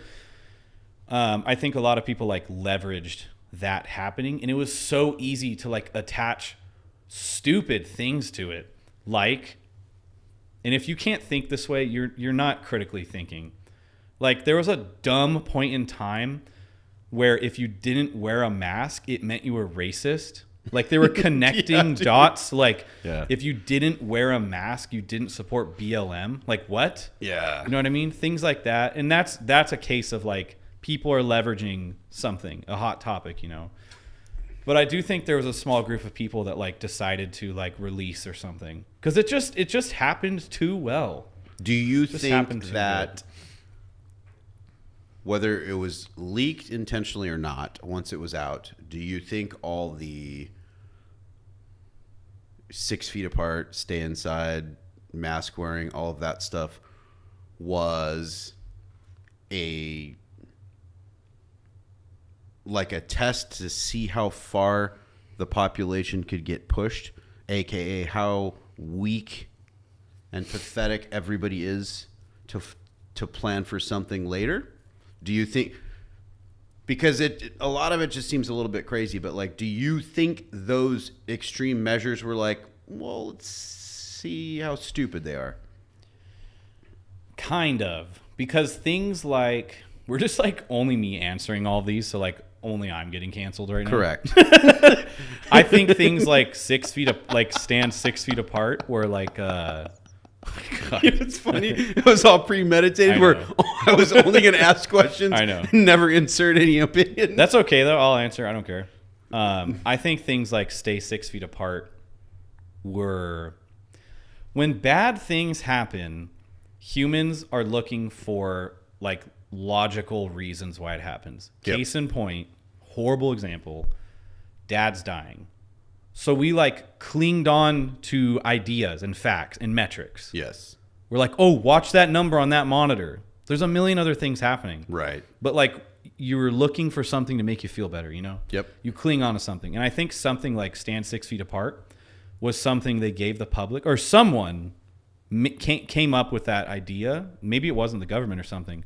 And everyone just clung on to it because they knew like, I'm safe if I'm 6 feet apart. Even if maybe you had to be 30 feet apart, or maybe it didn't matter at all. It made people feel good. It did. To You're stand on the stickers in Home Depot. Yes. When they're going to check out, because it was like a false confidence. So do you think that also could have been good intentions? Like I think things like that were good intentions, Yeah. and humans clinging on to like something to be confident in. Do I think, but at the same time, I think it also just kind of happened to all unwrap all at once. And also, maybe, I don't think they were like, we're going to do COVID and we're going to see how long people stay in their houses. I think it just happened, and then whoever they are like, okay, you really see how people are and how much power we have over them, right. you know? Like, I don't think it's as easy as that. Like yeah. people that think like Trump was going to release the virus. Like, I don't think a president, I don't even think it works like that. I don't think a president is like, release the virus. It's not like the movies at all, you know? Like, it's so much more complex than that. Yep. No, I agree. I think there's 330 million people in America alone. yeah, there's not a one size fits all. And this was a anything. world thing. Like, Yep. there's so many people. It's so... But anyway, I think there was a lot of things happening, and I think there was a group of people that decided to capitalize on it. Yes. Good for them. Not good for us. You're right. I think that's fair. That's fair to surmise. Like, I'm trying to have a critically think about it. I've thought about all of that You both know? ways, and I think the general public is naive. For sure. Well, it comes And back to we're trying to. I'm cling including on something. myself into this, by the way. And I think we, as the general public, if I can speak on behalf of the entire general public, You're speaking on behalf of America right now. we America's listening. give way too much credit to the government or the deep state or whoever they are. I don't think these massive things like this can even be orchestrated, That's what I'm saying. It's too. because it's also the government, and all of these people that I just air quoted are still just ding dongs like us. Yeah. And how do you put 330 million people, not even counting people that are undocumented, inside of a box and know what's going to happen, like Yeah. for every cause and effect? Yep. COVID could have came out and it could have like caused everyone to get six packs for all we know. Like, Dude. everyone could have got healthy overnight. Like, Release the you- Kraken. yeah, Let's like, go. you have no idea the effects of it. So Right. no, I really think there was an accidental, or maybe someone who's a little evil and like put it out there.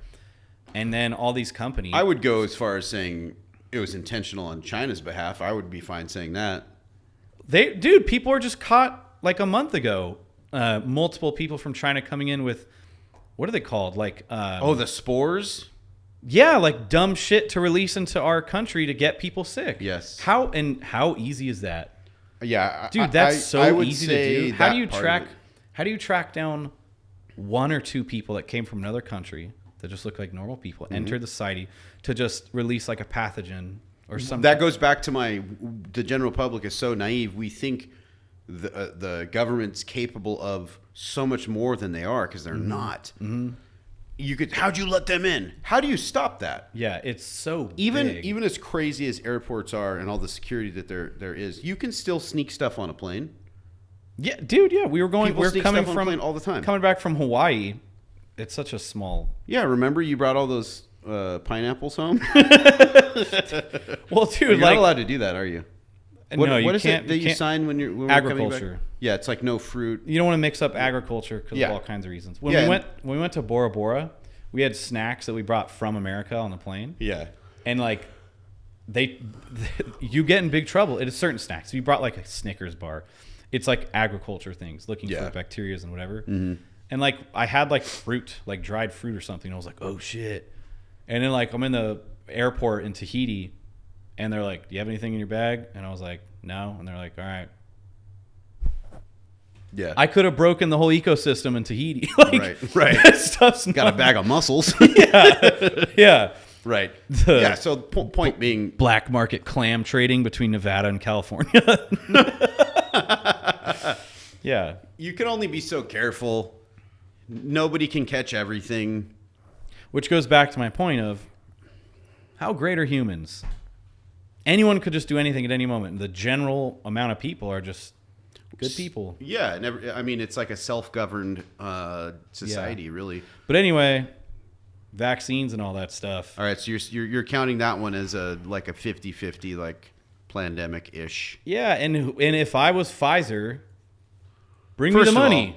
all, you can say they're all evil and all that, and that's fine. And the amount of money they made Insane. is crazy. However, if you're in the business of selling that stuff and it's like that's your moment, that's capitalism. Unfortunately, it's wild.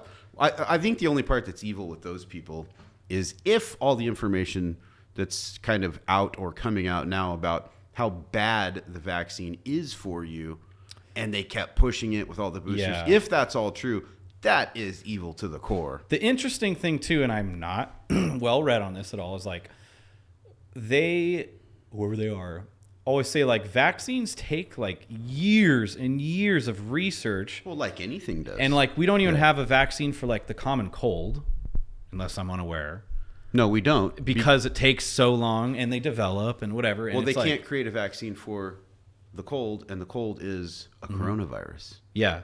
And it just is weird being a critically thinking person that something comes on the news and they're saying it's going to slaughter the entire planet, and that like within 30 days, if you take this jab, I think you could blame You know? all the media heads for sure because the messaging was insane. The messaging should have been Foul. this is out and we honestly don't know what it's going to do. But that's almost kind of scarier. Not No, knowing, you know? no, it's not because we will take any information and it will be normalized rapidly. Yeah. And it does not matter what it is. That's human nature. Dude, So- it's like we were just talking about World War III like a few episodes ago.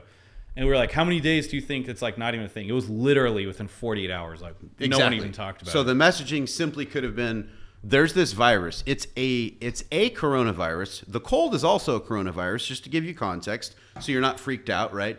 We don't know what it's going to do yet. It's definitely spreading fast. It looks like it could be attacking your respiratory system, which could probably be bad for people in these groups. We think if you stay away from each other, no different than if you had the flu and you stayed away from your kid or your wife or whatever. Maybe do that. It's probably a good idea. You probably don't want to be going into restaurants coughing on people.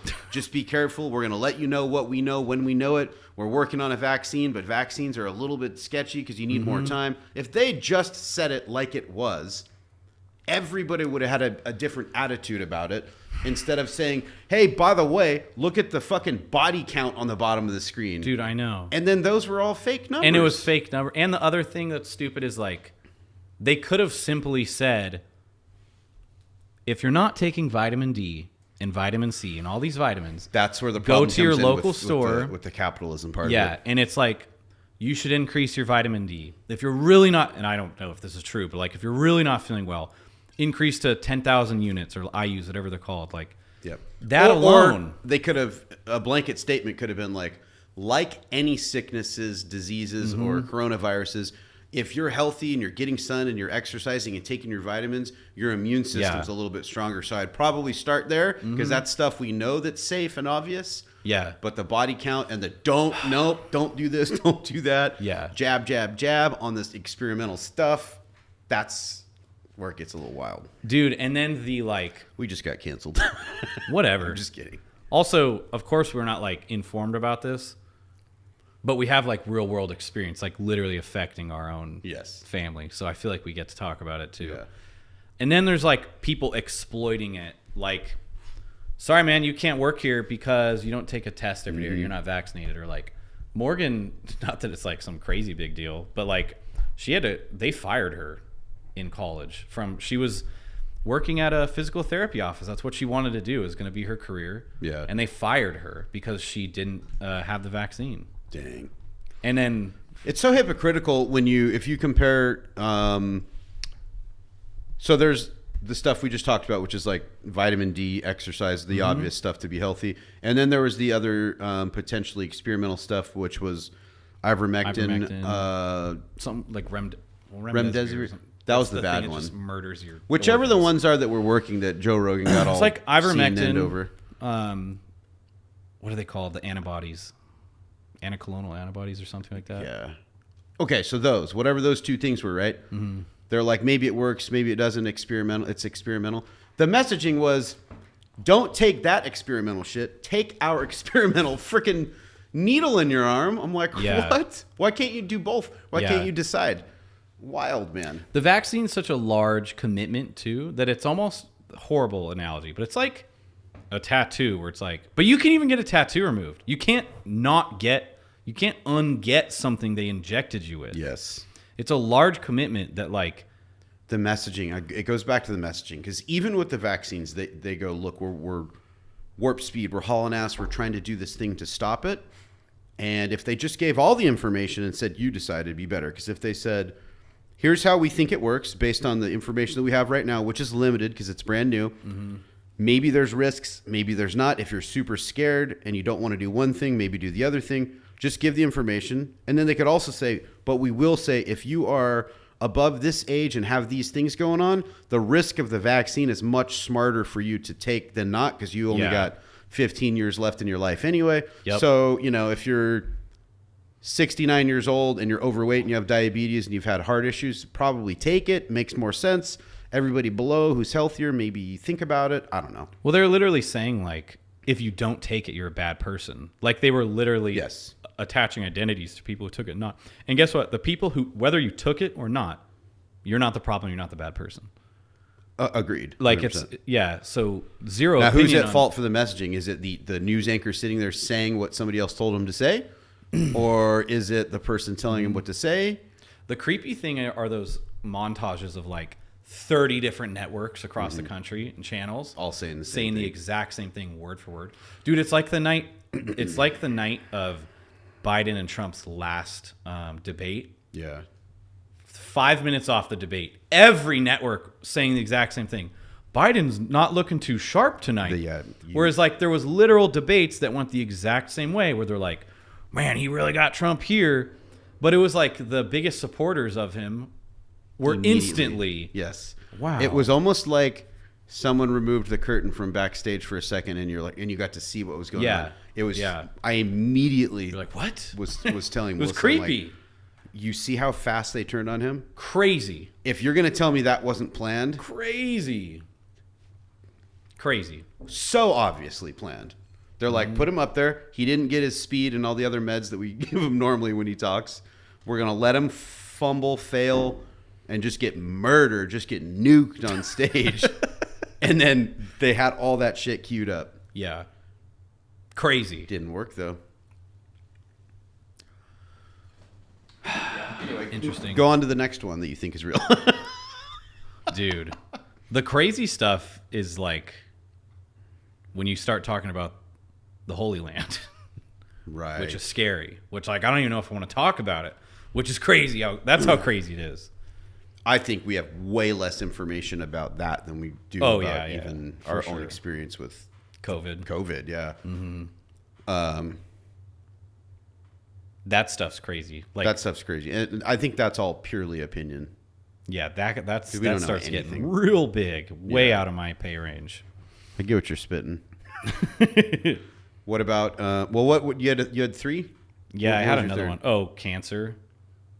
You think there's a conspiracy theory about cancer? Not cancer itself. It's that we have the abilities to mitigate.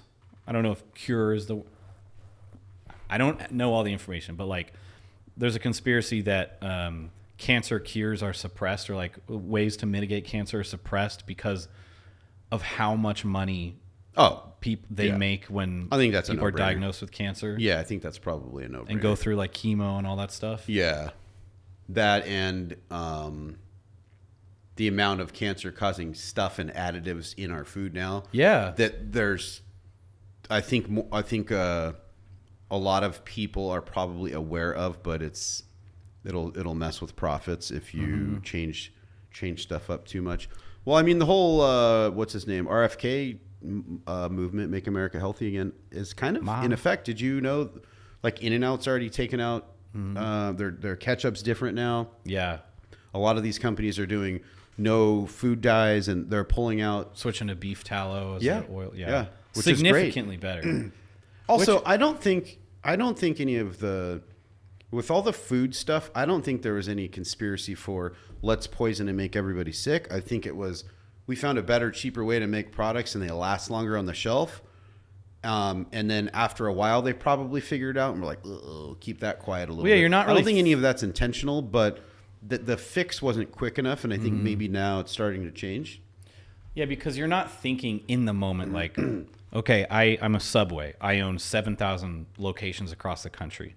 Well, they're looking down to the penny of cost of things. And it's like, yeah, if it saves you 10 cents a meatball or something or whatever to cook in sunflower oil. Right. Or like Chick-fil-A deep fries all their stuff in. Yeah.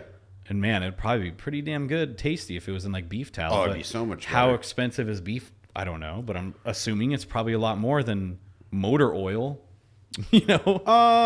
I don't know. There's a lot of, I don't know. Like when butchers, like you can go to even like a Stater Brothers or a Ralph's butcher and ask them for fat trimmings, and they'll just give them to you. Like when you buy meat, they'll give them to you.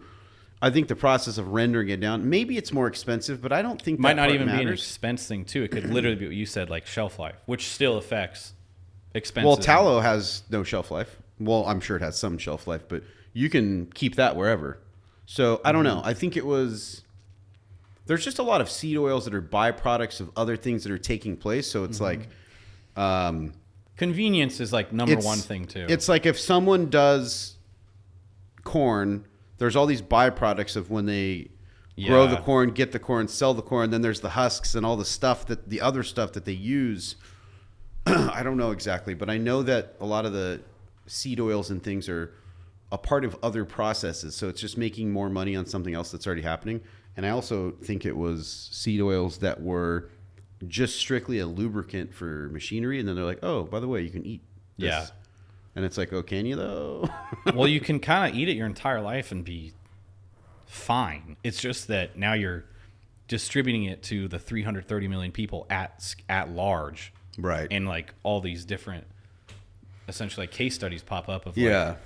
oh, that's actually really not good for you. Right. And how else would you know that? Yeah. You wouldn't know that. So I don't think any of that stuff's like intentional. I think it's just a slow moving problem that grows and then a slow moving fix that takes place after you figure it out. But the cancer one, yeah, I would think that there's probably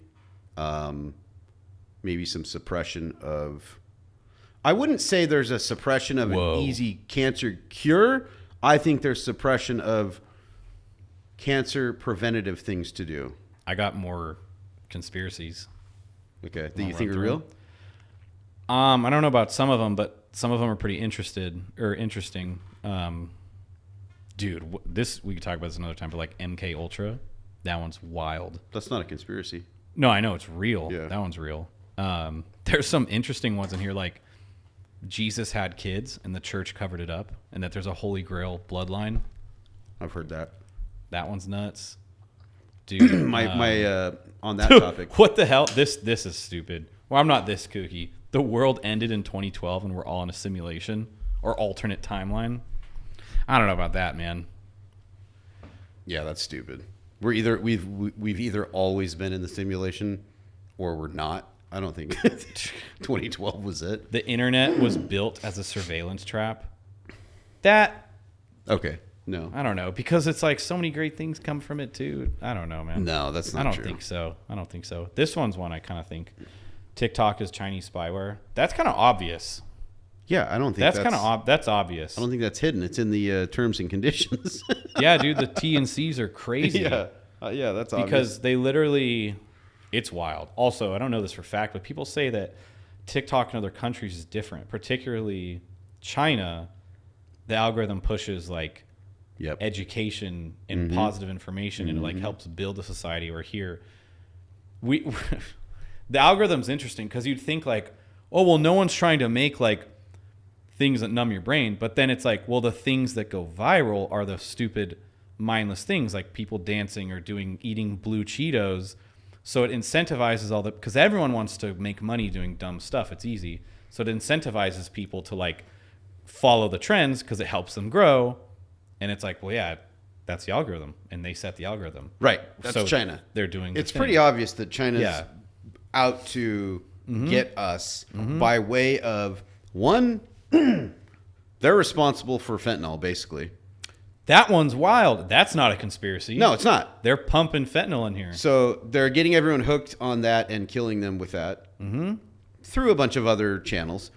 TikTok, which completely derailed and changed children, for sure. Dude. And then everything they make for us is garbage. They make it cheap. It's filled with chemicals and bullshit. And they're buying up farmland around military bases. That thing's crazy. What do you think's going on, guy? Why do dude? And wild. this stuff is so complicated that like it's complicated, but it's not too. And then you just talked about the someone smuggled in those spores, like biochemicals. It's not even biochemicals. It's natural. I don't remember. I'm going to botch it, but it was.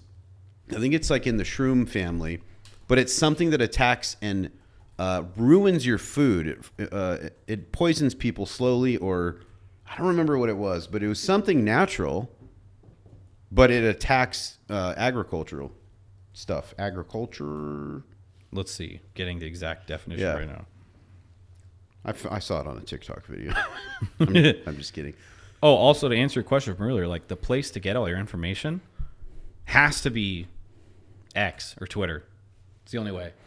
Yes, but now you have to be equipped with critical thinking skills, which is a bummer though, because anybody who can argue well or explain well or speak or write well can convince you, if you're not informed, of the angle or their opinion to actual facts. But like without the mile high view of all information, a case in point would be if you watched like MSNBC tonight and then Fox tonight on the same topic in the different coverages, you would think because they're polar opposite, one is true and one is false. But I don't think that's the case. I think both of them are using facts. I think some of each might be true. And I think they're both wrong overall because they're twisting a narrative or they're spinning stuff. It's like, I don't think anything is as good or as bad as anyone thinks it is. Yeah. Words are powerful. Like you can spin any story any way. And there isn't two truths, but there are, people do have different morals and values. So, like another hot button topic would be abortion. Yeah. The right, by and large, is I guess more Christian and like, no, that's murder. We're not okay with it. And then on the other side, they're like, well, we're not religious and we're not Christians and we're fine with it. I guess both are right though. Then the other thing too is like, America is supposed to be. We're supposed to have separation of church and state. So I could say I'm Catholic, I'm Christian. I don't like it. I don't like it. If someone asked me if I was part of a decision to abort, no way, I wouldn't. Me personally, but I also have a problem with like vote or having the government control that, force it and control it. Even though I'm like personally, no way. I do think it's murder. I think it's human immediately, and I do think it's murder. But I wouldn't want to tell anyone that. That's for only me. And then if you love the country, yeah, most people are Christian or used to be. But the separation of church and state was a part of it from the beginning. Yeah. So you can't take your like Christian ideology and go, yeah, I also want that implemented. Because what if it was the other way around? What if it was like, oh no, we're Muslim now. Yeah. And then now they're making you do stuff. That's happening. For real. For real. Like we just don't populate. So I forgot what the point to that was, but the separation of church and state is a big deal, even though I agree with the Christian angle of it. Maybe not as extreme as all of them, but I just think it's bad. If you don't understand the foundation of the country and why it's great, the separation of church and state is a big deal. Yeah. Because we do have to live here with everybody. And there are all the other religions and ideas that also have to be here and get to be here and also want to be here. And you can't say they're wrong, even though you're like, no, my thing's true. My story's real. It is to me and it is to them too, though. That topic is so complex. It is. And my opinion on it has been the exact same the whole time, which is probably the exact as yours. Like I have my own personal thought. I am not controlling anyone else because that one is so crazy. Yeah. That I will keep my personal opinion or stance on it to me, but my stance would be no way I'm controlling other people's decision on that. Yep. Because it's so just the pure and the other idea. People say it all the time. And you're like, shut up. But it's kind of true. It's like, I'm also not a woman. Yep. And yeah, I just no opinion outside of my own brain. No opinion. Yeah. Because if I was tough. in a relationship where the woman got pregnant and she said, I want to have an abortion, but I won't if you don't want me to, then I'm saying, yeah, definitely don't. I don't want you to. I don't want that on my soul. I'll take care of the kid. You don't even have to have him, whatever. That's how I would be. If the woman was like, I'm getting one, I would be super upset about it. But what am I going to do? I wouldn't do anything about it. I certainly don't want to tell somebody else what to do. Yeah. If somebody asks me, in my opinion, I would give it, but yeah, but it's a gross topic to talk about.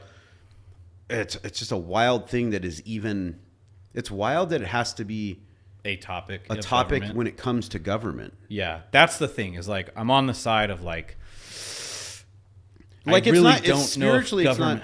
I don't know if government should be involved in that. Yeah, I don't think so. And I think if you're using but I also don't think people should be abusing it.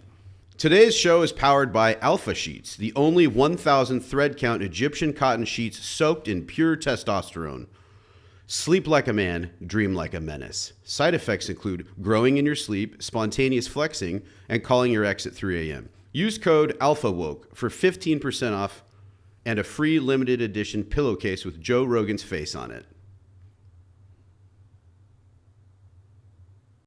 This show is sponsored by Divorced Dad Energy Drinks, the only energy drink that tastes like child support and poor decisions. Flavors include cigarette menthol mocha, Mountain Dew and resentment, and our bestseller, I'll Win Her Back Bro. Each can has 300 milligrams of caffeine and a motivational quote like, "She was too young for you anyway, champ." Divorced Dad Energy, because the only thing you're getting custody of is your cholesterol. This episode is brought to you by Moist Pocket, the world's first body temperature lotion pouch you wear under your shirt. Just reach in, squish it around, and boom, you're lubed and confused. Comes in 3 convenient scents: Grandma's Purse, Rage Sweat, and Unsure Vanilla. Moist Pocket. Stay damp. Stay dangerous. That's the challenge. But the people that abuse it, I agree with that. Such a small percentage. Yeah, exactly. And I agree with that. They shouldn't abuse it. But also, it's not my job or your job or the Vatican's job To say what to do with your body. Yeah, it's like if whatever you you believe in God and Jesus and religion and heaven and hell, your job is to take care of you. Yeah. And then treat others how you want to be treated, all that good stuff. I don't think anything in the Bible tells you need to force this upon anybody. Yeah. That's the point. Is like, I because if you believe like that's murder and this will happen to you, that's not on your soul. That's on their soul. That's what I say. It's like, cool, then don't do it yourself. Yeah. And don't give a shit about them. Let them be. Yeah. Let everyone be. Lead by example. I don't know. Yeah. We just got, we're down to 6 followers. No, I genuinely think we have a great perspective. Like for that exact thing, it's like my perspective is it's your body. Do whatever you want. Yeah. I'm not upset when people get face tattoos. No. Do whatever you want, man. Freedom comes with all this stuff, by the way. Yeah. This is the thing I think Yeah, a lot I'd much of the rather people have- on the right are missing. It's like freedom comes with everybody being able to do what they want to do. Exactly. And everybody saying what they want to say. And like Elon Musk said, freedom of speech only counts when someone is saying something you don't want to hear or you don't want to agree with. Mm-hmm. That goes for all of us. You have to you have to understand that a part of it being a free country is all of the bad ideas you don't agree with and don't like are also valid. Yeah. Yeah, and I'm completely fine with that. So what are you supposed to do in life? Are you supposed to pay attention to all this? Are you supposed to grind on your own thing? I read this thing on Twitter from someone that was talking about these things. And he basically said, he was like, man, at the end of the day, you just eat peanut M&Ms. At the end of the day, he was like, you just focus on yourself, your family, take care of what you can take care of. He said, you just got to make a couple $1,000,000. He's like, once you have like 2-3 million, your house is paid off, that's when life opens up. And you just take care, like you just simplify it. You can't control all these things. Focus on what you can focus and don't let it all bother you. And, it's like... Yeah, man. Just the basics. Like, take care of your household first. Yeah. And then your community. And if everybody did a little bit of that, which I think maybe we are, maybe we're not, I don't know. But if everybody just took care of themselves, led by example, and then, the whole help your neighbor analogy, treat your neighbor... What is it? Well, just like lend your neighbor some sugar. Right. But, literally. But seriously, like... your own tight little community, if everybody does that, our bubbles all overlap and everything's good. And, I don't think anyone forcing any of their ideology on you is okay, I don't think. And for the most part, I think people do that for the most part. Because, like, you sit in your house, you listen to all these things, you get all fired up and amped up in the middle of the night. But then it's like you walk outside and... everything's good. Where I live, there's kids playing on the street. My neighbors are awesome. I don't even know what some of them... believe in when it comes to religion and politics, and I don't even care because they're just everything's good. I go to the grocery store, everything's just Oh yeah. good right here. You know? I think we're the more human to human interaction, the better. Because to that point, interacting online or just reading people's posts and things, it's just so out of touch. Yeah. And if you sat in a room with somebody who said something online that you didn't like at all, you probably would just get along. You'd find common ground and be like, oh, this guy's great, this girl's great, whatever. Yep. Yeah. It's interesting. It's interesting. What's your last question? That was it. No! Yeah, that was it. I'm riffing, dude. Give me a talk show. Just kidding. Let's see. I had another one that was dumb, though. I don't even want to get into it. Rip it. No, because it's dumb. Like in what way? A topic I don't want to talk about. I'll rip it, whatever. It just seems like it'll be boring. What's a life fight you've been in lately that you almost tapped out on? And I'm like, who cares? I don't tap out on anything. You suiciding? No. It would just be like I was thinking like a situation. It was to inspire, like, I don't know, just something tough where you're like, I almost quit because of this. I'm definitely in one of those. Also, suicide makes you hungry. Do you know what that's from? Yeah. Anchorman. I was 2. just watching Anchorman. I don't know how he says it, but Yeah, that's Anchorman 2 in the diner. Yeah. Where he also says, no offense, but you are a stupid asshole. Yeah. Yeah. He's a funny guy. Yep. Stay classy, San Diego. Scholars maintain that. Definitely in a little life fight. That's a great way to put it, actually. Mine's time right now. Mine's all time. Not waking up on the first alarm, coming home tired after work, or like just constantly not getting the to-do list done. Yeah, well, are you shortening your day because you're sleeping longer? I don't think so, because you end up working later. You know what? I had this shift a little bit ago where I just decided to give myself grace in terms of I think that's all it is. time. I'll give myself grace. And when I say time, I don't mean like a duration, because I will feel like a loser if I don't work like 15 hours a day. But what time I wake up, I used to be adamant about 4 a.m. no matter what, because it would be like, get up at 4 and go do fasted cardio. Some days I would do fasted cardio and go to the gym, but I would be like, all fitness and health was done, and I was showered, ready, excited, and at the office by 7. But what was happening is I was actually getting less done in a day, because if you do that, even though you wake up at 4, you could be like, oh, I have to go to bed a little bit earlier now. Well, I wasn't able to go to bed earlier still because just the family's not operating on a 4 a.m. call time, right? So Yeah. if you're still doing dinner and saying goodnight and doing all those things, I'm still up by 11. And then I'm only sleeping 5 hours, and it was just getting tough. So I was like, give yourself grace for a little bit. I think don't that's- set alarms or timelines. Go to sleep when you feel like you're done and you hit a wall, and wake up naturally when you wake up and get after it again. I definitely need the grace, but I can't right now, just where I'm at, I can't afford to wake up when I want. I have to like. Well, I don't get in sleep some long time. periods of time. What changed was I absorb the amount. If I sleep 4 or 5 hours, sometimes I sleep. I mean, I do sleep longer than that. But if I only sleep 4 hours, but I decided it doesn't matter when I go to bed or when I wake up, I'm absorbing the sleep better, and I just have a better mentality the next day, because it's all just like, well, this is what I feel like doing. I think I definitely need to practice to give myself grace, though, because what happens is like I get, dude, both of us just crush work. There's no question about that. So understanding that, having known that, I get so frustrated about time to the point that when I just go to drive home at the end of the day, I'm like dreading it, because I'm like, it's another 30 minutes. I'm like, wow, this takes 30 minutes. Yep.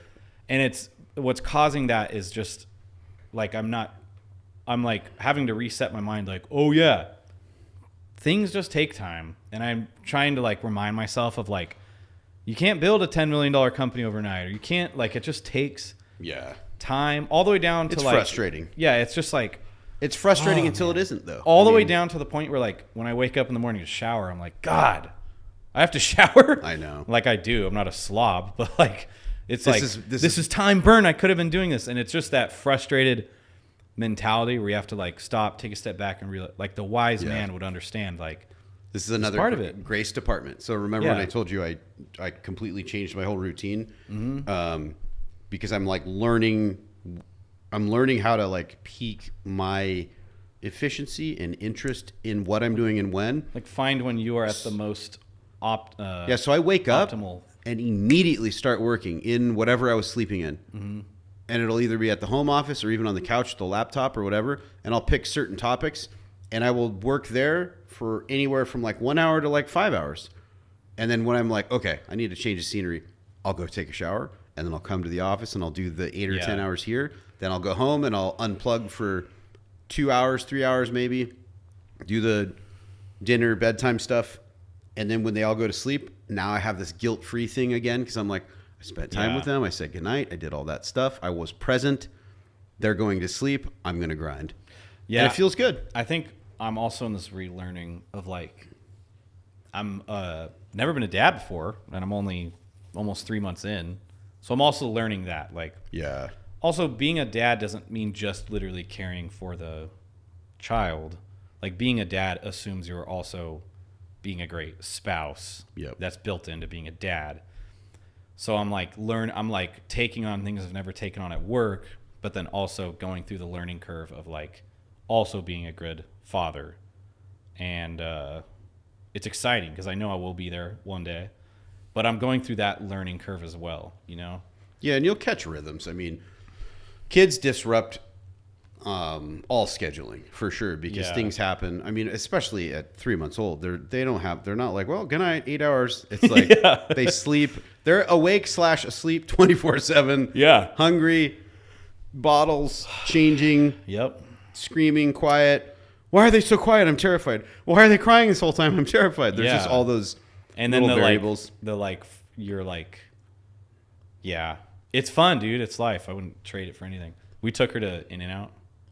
Yeah, as if she could eat it. Have you ever seen? Wait till that. Oh, I'm excited when they do their first. I took to her first In-N-Out trip, and it was so exciting for me when I'm like, oh, she's old enough to have beef and a whole burger and not choke and whatever. And I still have a little. When GIFs started, you know the little the video repeat video deals. I got one of those apps like that was shit like 8 years ago or something like that, and I called it the In-N-Out shimmy. I've showed it to you, haven't I? Yeah. I got her taking her very first bite of a double, and she was like, so good. Oh man, I gotta go to the bathroom again. You want to wrap? Or are you feeling like you want to fire and keep going? I could keep going, but we should probably wrap. wrap. I gotta do some stuff too, dude. Quick fast story. We basically took her pee. and Did you hear that? We basically took her to the drive-through. She's so little, like she's not gonna eat In-N-Out. Can't eat anything yet, and she got like, smell excitement. No, we're like, oh, it's gonna be fun. She's always so chill in the car. It was a super long line, like always, but this one was super long, and we were like, oh, it's great time, family time in the car. We'll play music, we'll talk. Nope. We get there, and she's just having her biggest meltdown ever in her short life. So the whole time, she's just like, I'm like, is she going to pass out yet? Because this is crazy that she's screaming this much. Anyway, I basically pulled her out of her car seat and just put her in my lap. Beat her up a little bit. In the front seat. Because she was freaking out so much that I was like, well, we're not driving anyway. That I just like pulled her out, put her on my lap, and she finally calmed down right before we got our food. Jeez. And did this whole thing. And then she smelled and I was like, ooh. And let her smell the fries. Meltdown with fire. Yep. It was an experience, but it was whatever. We'll tell her that. You'll remember. One day when she's older, we'll be like, yeah. We used to have meltdowns in it. Well, you drove her to a 40-minute drive-through line? Yeah. I guess it was a bad parent move. You gotta get that vitamin I and O in you. Yep. Ooh. Yep. Anyway. Hey, we're dropping a new BMP vaccine. You can get it at brothersmcgowan.com. Gives you 6-packs. It's called the Beachy You and Me vaccine. All right. Anyway. Signing off. This is my last word. No! That was good. Hey, Hey, like the video, comment down below, whatever platform you're on, share it with your friends. Very important that you do that. We're going to start putting more strict call to actions in here because like Mr. Tony said, I am a marketing guy and I need to remember to market this damn thing. The least you could do is share it with someone you don't like and ruin their day by making them listen to this video. That's a fair point. Podcast. If you have friends or family that their values and politics don't align with ours, please share this with them. For real though, we only make a ton of money off this thing already, and the least you could do is just share it with your mom. I gotta get that boat. Seriously. All right. Whoa. Unreal. Thank you for hanging out with us on this Sunday afternoon. If you did listen the whole time, thank you. Right. Thanks, Mom. Bye, Mom. Love you. And that's all.